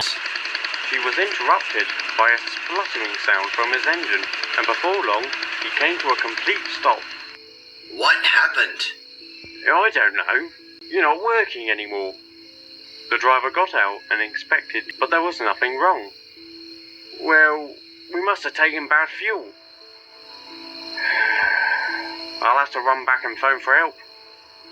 The driver then proceeded to jog up the line, back to the yard, where he would find the nearest signal box. How could this night get any worse? Class 40 was all alone, stuck on the line, but not for long. He began to hear the puffing of a steam engine from behind. I was hoping for a diesel to help me, but you're better than nothing. Ow!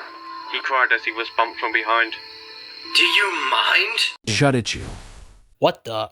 Who are you? Are you a steam engine or a diesel engine? A steam engine, pal. Huh. What? It takes you just to push me? That's the question you should ask for yourself, Faulty. What did you just say to me?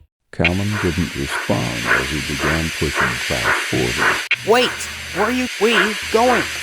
What about my driver? He hasn't come back yet. Keep your mouth shut and you'll find out.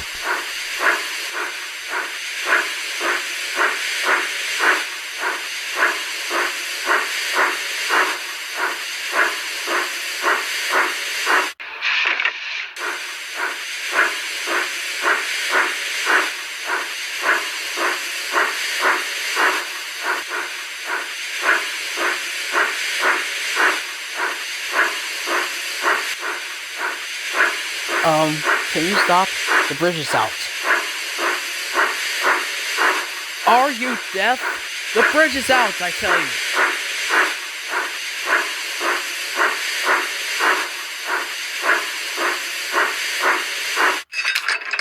Wait, what are you doing? Tell me, Ogre, how does it feel to be teetering over the edge? How does it feel you can fall off? What do you think it feels? It's bloody terrifying. Now pull me back. Now, I know that you tried to send Brittany into the ocean. Not to mention you had that car swerving out of control to have her crash into the duck pond. What? How did you know? I heard everything from everyone around the island, and I know that you tried to torture Spencer. You see, you faulty, guilty green slime? This isn't murder. This is a punishment.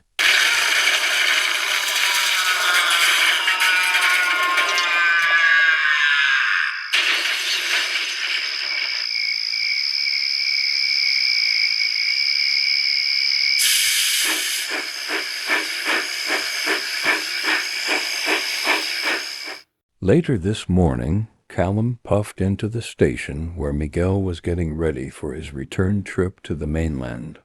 Heading back to the mainland. Yep, I'm heading back home to York to see some old friends, especially Blackie when he's managing the goods work while Pedro is helping. Well, I hope you make it back, because I'll be waiting to hear the words when you get there. I will, Callum. Goodbye.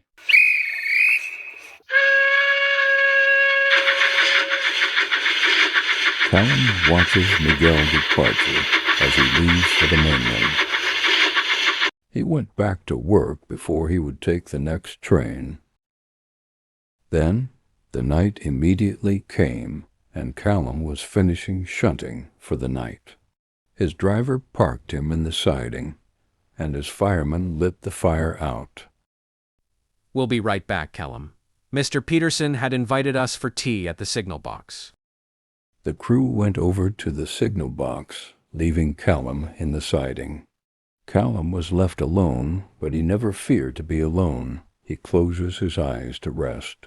But not for long, he hears the puffing of the engine coming towards him. Huh?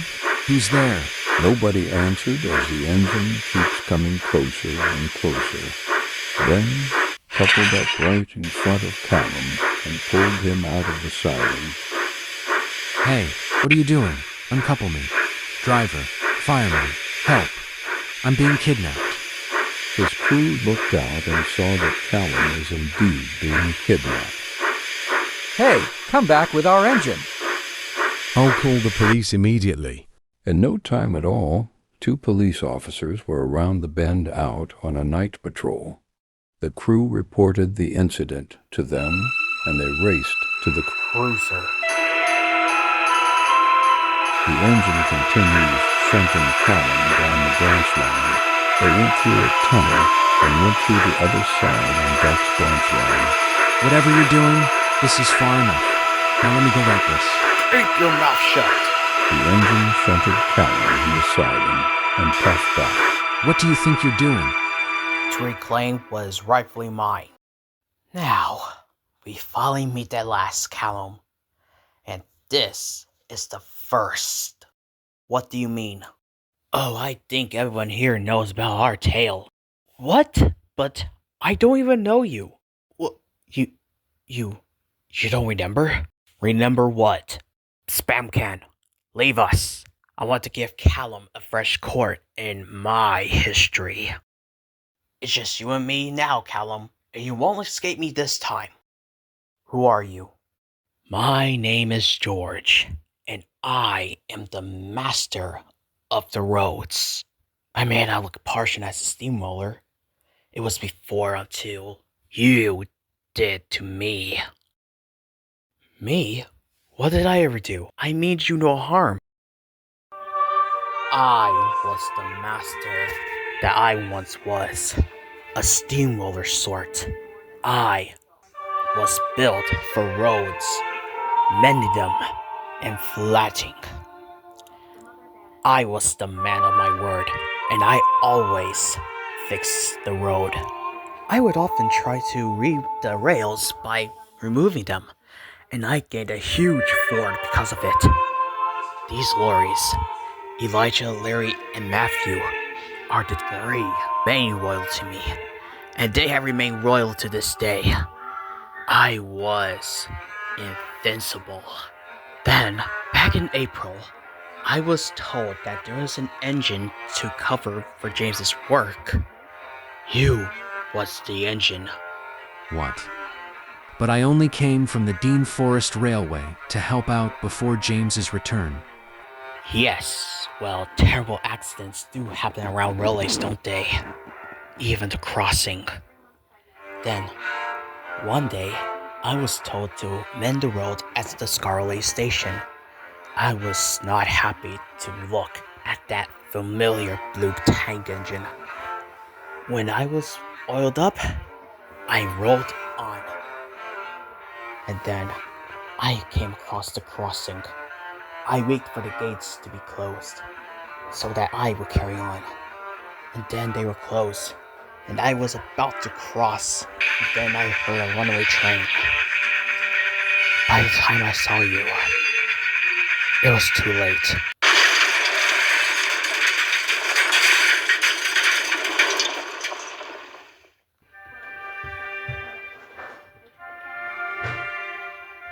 Somehow I survived. I was mangled. I was nearly dead, but I didn't die. The mainland suddenly took me to the cruise works, and with me, they stopped away, and they removed me from my body. Have you ever thought why I was never the same before? Never again?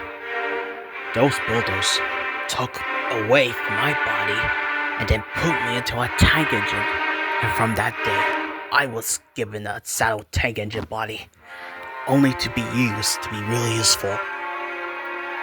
I may have my memories to be erased from that sort, but I would never forget the time when I had that accident. And that new steamroller? Well, it was only rebuilt. She was my replacement. This old, reeking, dirty filth cattle. I folded down right to it. They named her Brittany and took her to Sodor.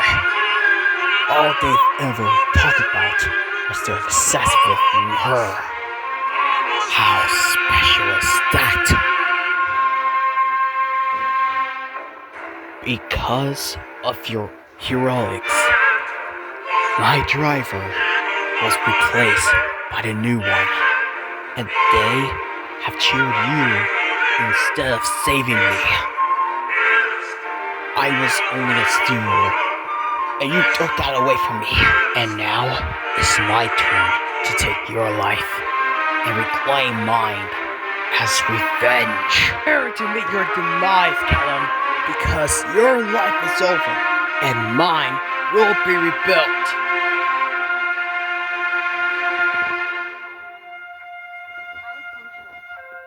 But before he could do anything, the light was shown right above the two, and the police arrived with Andy, the Class 40 police diesel, and Brittany, the police steamroller. We have you surrounded. Come out of your engine with your hands above your head. Andy immediately coupled up behind George as he drags him away. Callum was relieved that he wasn't hurt, but he was shaken up. Brittany rolled up beside him. You okay? No, because of me. I hit that steamroller when I tried to stop the runaway train. It wasn't your fault, though, because my brother never changed. And I hoped that he had learned his lesson, so we'll go through together. And two know that working together is better than alone, so they went back to the sheds as they traveled together.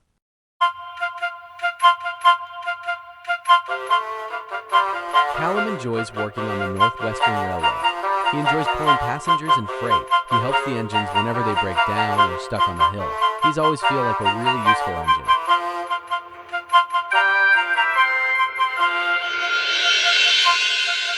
Callum is good friends with everyone, and his good friends are Duck, Emily, Molly, Arthur, Murdoch, Stanley, Neville, and 56. Whenever there's a working order, Callum would work with the engine and he would help out on the bench line. He doesn't mind the working order. He would always do his jobs very well and get the job done. Wherever Callum goes, he would be at the station, the docks, the yard, and even the coastal line.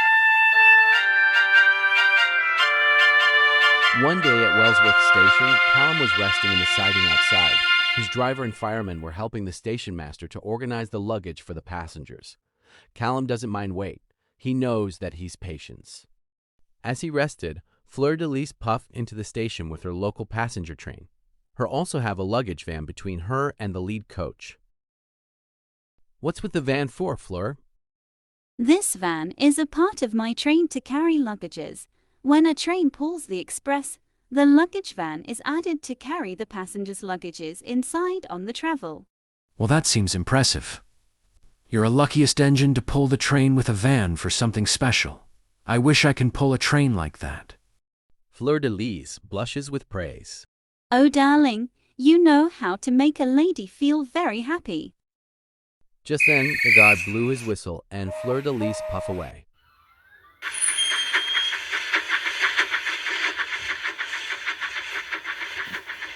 Just then, Callum's driver came up to him. Sir Topham Hatt wants us to go to the Knapford Harbor to shunt freight cars with Stanley and Rosie. Well, let's get to the harbor. And with that, Callum went on his way to the harbor.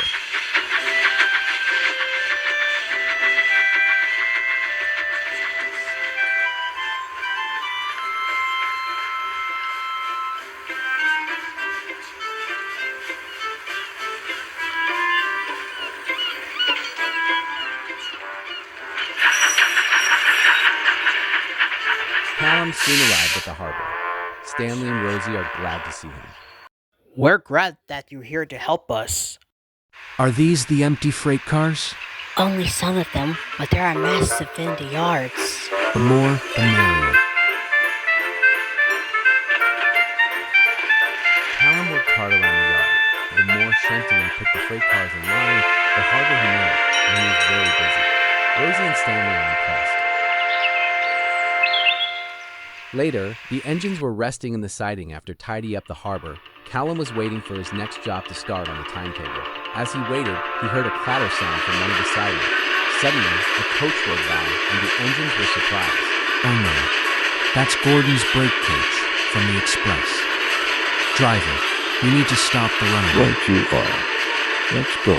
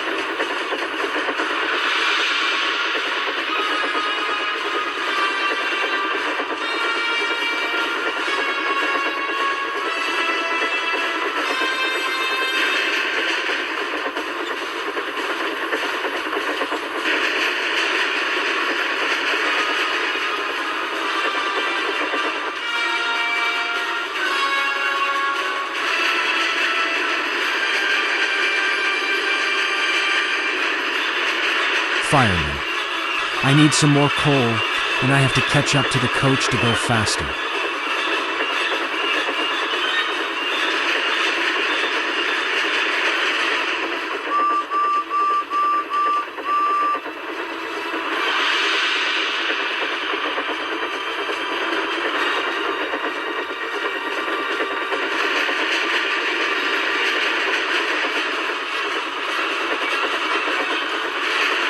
Okay, Callum, on the count of 3, we'll put on the brakes. Are you ready? I'm ready.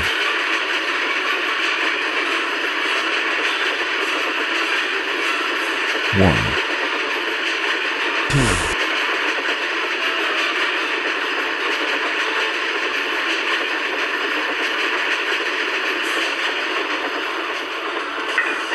2, 3.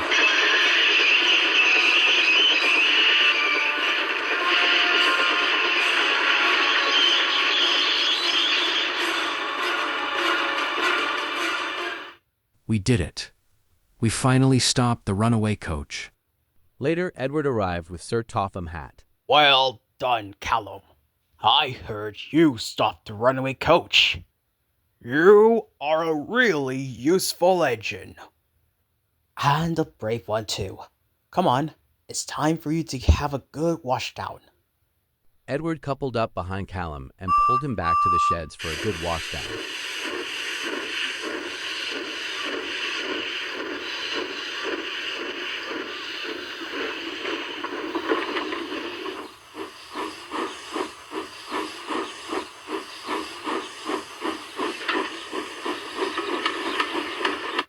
Later at Knapford Sheds, everyone were cheering for Callum's heroics, especially Murdoch.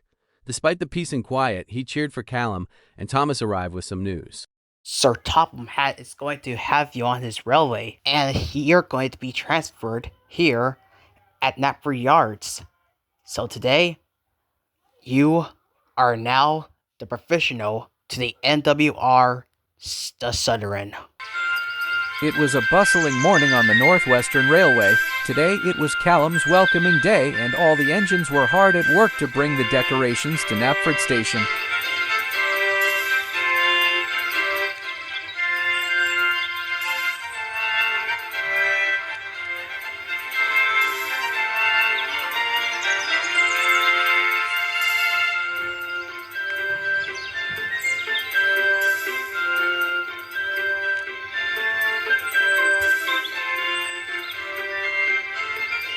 One day at the sheds, Sir Topham Hatt came to see Thomas Percy and Toby.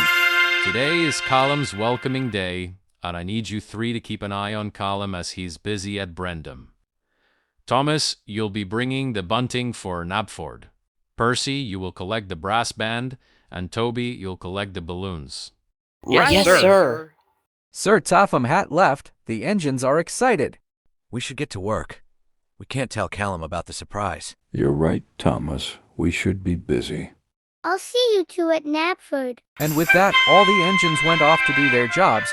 Thomas went to the yard to collect the bunting.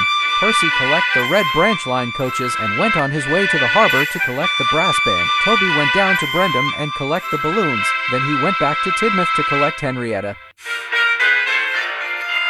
Meanwhile, Callum was shunting a line of coal cars to deliver around the island. He shunted 6 coal cars in line to deliver. Then he shunted 6 more freight cars to the coal hopper. The coal shuffled down to the empty one at a time. Q, all of the harbor really makes me feel thirsty.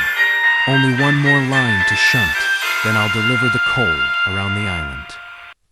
And I have due more jobs at the clay pits to take to the harbor.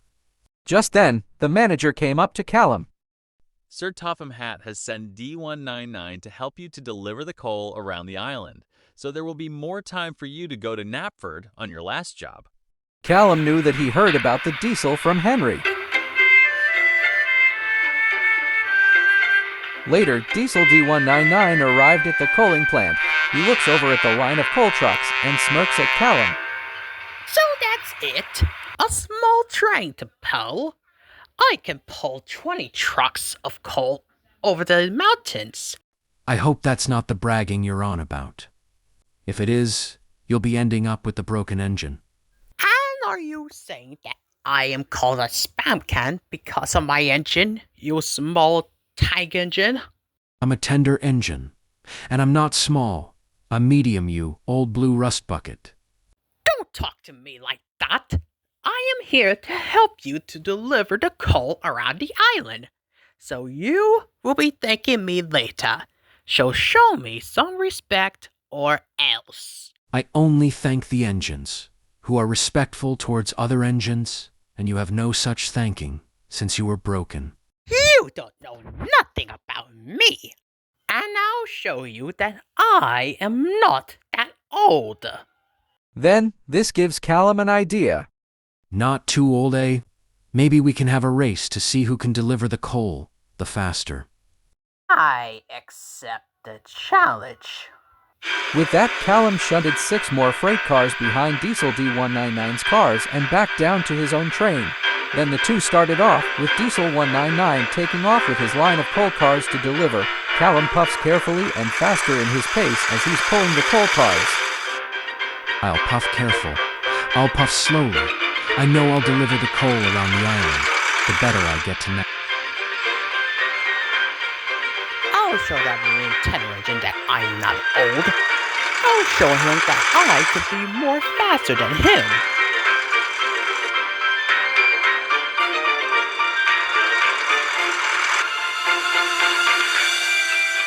Meanwhile, the engines are finishing decorating the station. Percy brought the brass bands, Thomas pulled in with the guests on board, Annie and Clara Clarabelle. Toby was the last to bring the balloons. Where's Callum? He's going to be late for his party. He must be delivering the coal around the island. You know how the island needs coal. Oh, James, you know Callum is always busy. He never complains about extra work. Well, that may be true, Emily, but he would be late for the first time. Callum wasn't busy. He and Diesel D199 race around the island. They clickety-clack along the tracks. They deliver coal to different stations, and they went up hills and then down hills. D199 race ahead. He was racing down the line. Callum was delivering the last coal truck to the station to Crovan's Gate. He was about to head back, but he remembered that he had to go to Knapford Station. Bother. I need a wash down first, before I could go.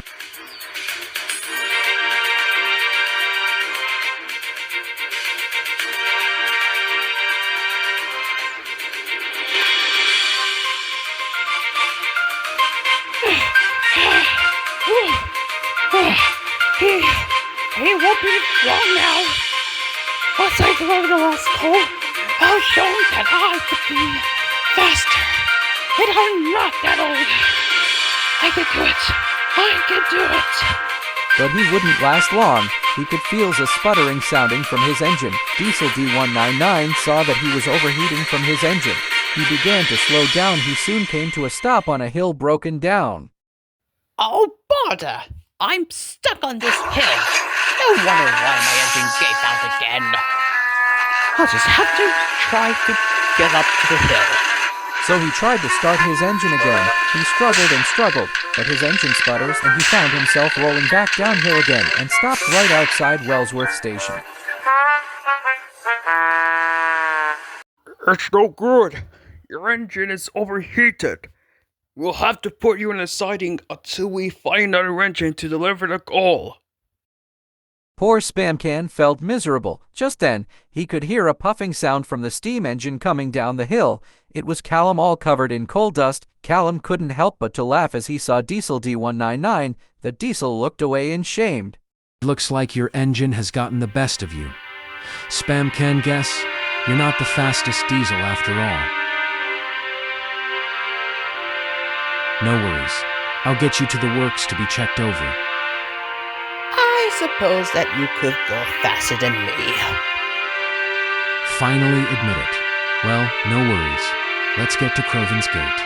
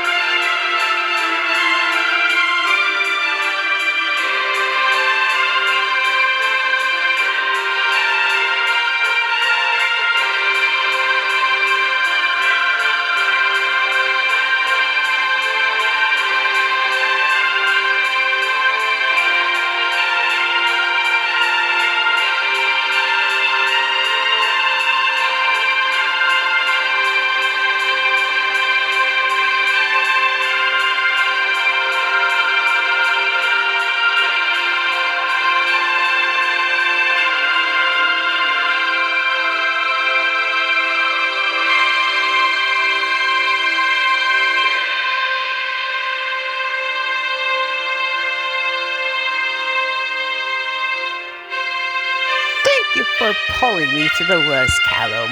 I apologize for what I called you little. And you really are a really useful engine. Happy to help. D199. Ted. My real name is Ted. Well, Ted, I'm glad to help you. And with that, Callum went off to get a washdown at Moron Station. He was scrubbed from boiler to dome, and his tender was washed. His buffers are polished. He looked very clean. Then he went down the line to Knapford Station to help out at the yard with Stanley Stafford and Philip.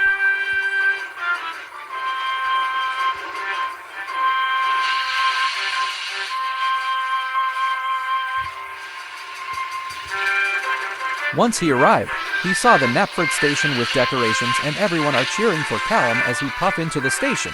He was very surprised to see so many engines. Bust. My buffers.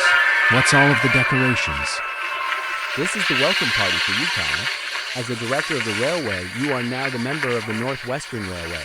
You are now the number 25 engine here at Knapford as a station pilot. Your controller, Mr. Davidson, called, and he agreed to have you to be part of my railway. Callum was very happy. He thought his boiler might burst. He was now part of the NWR, known as the Island of Sodor, number 25, and that he is called Callum the Brave Engine. Everything's alright!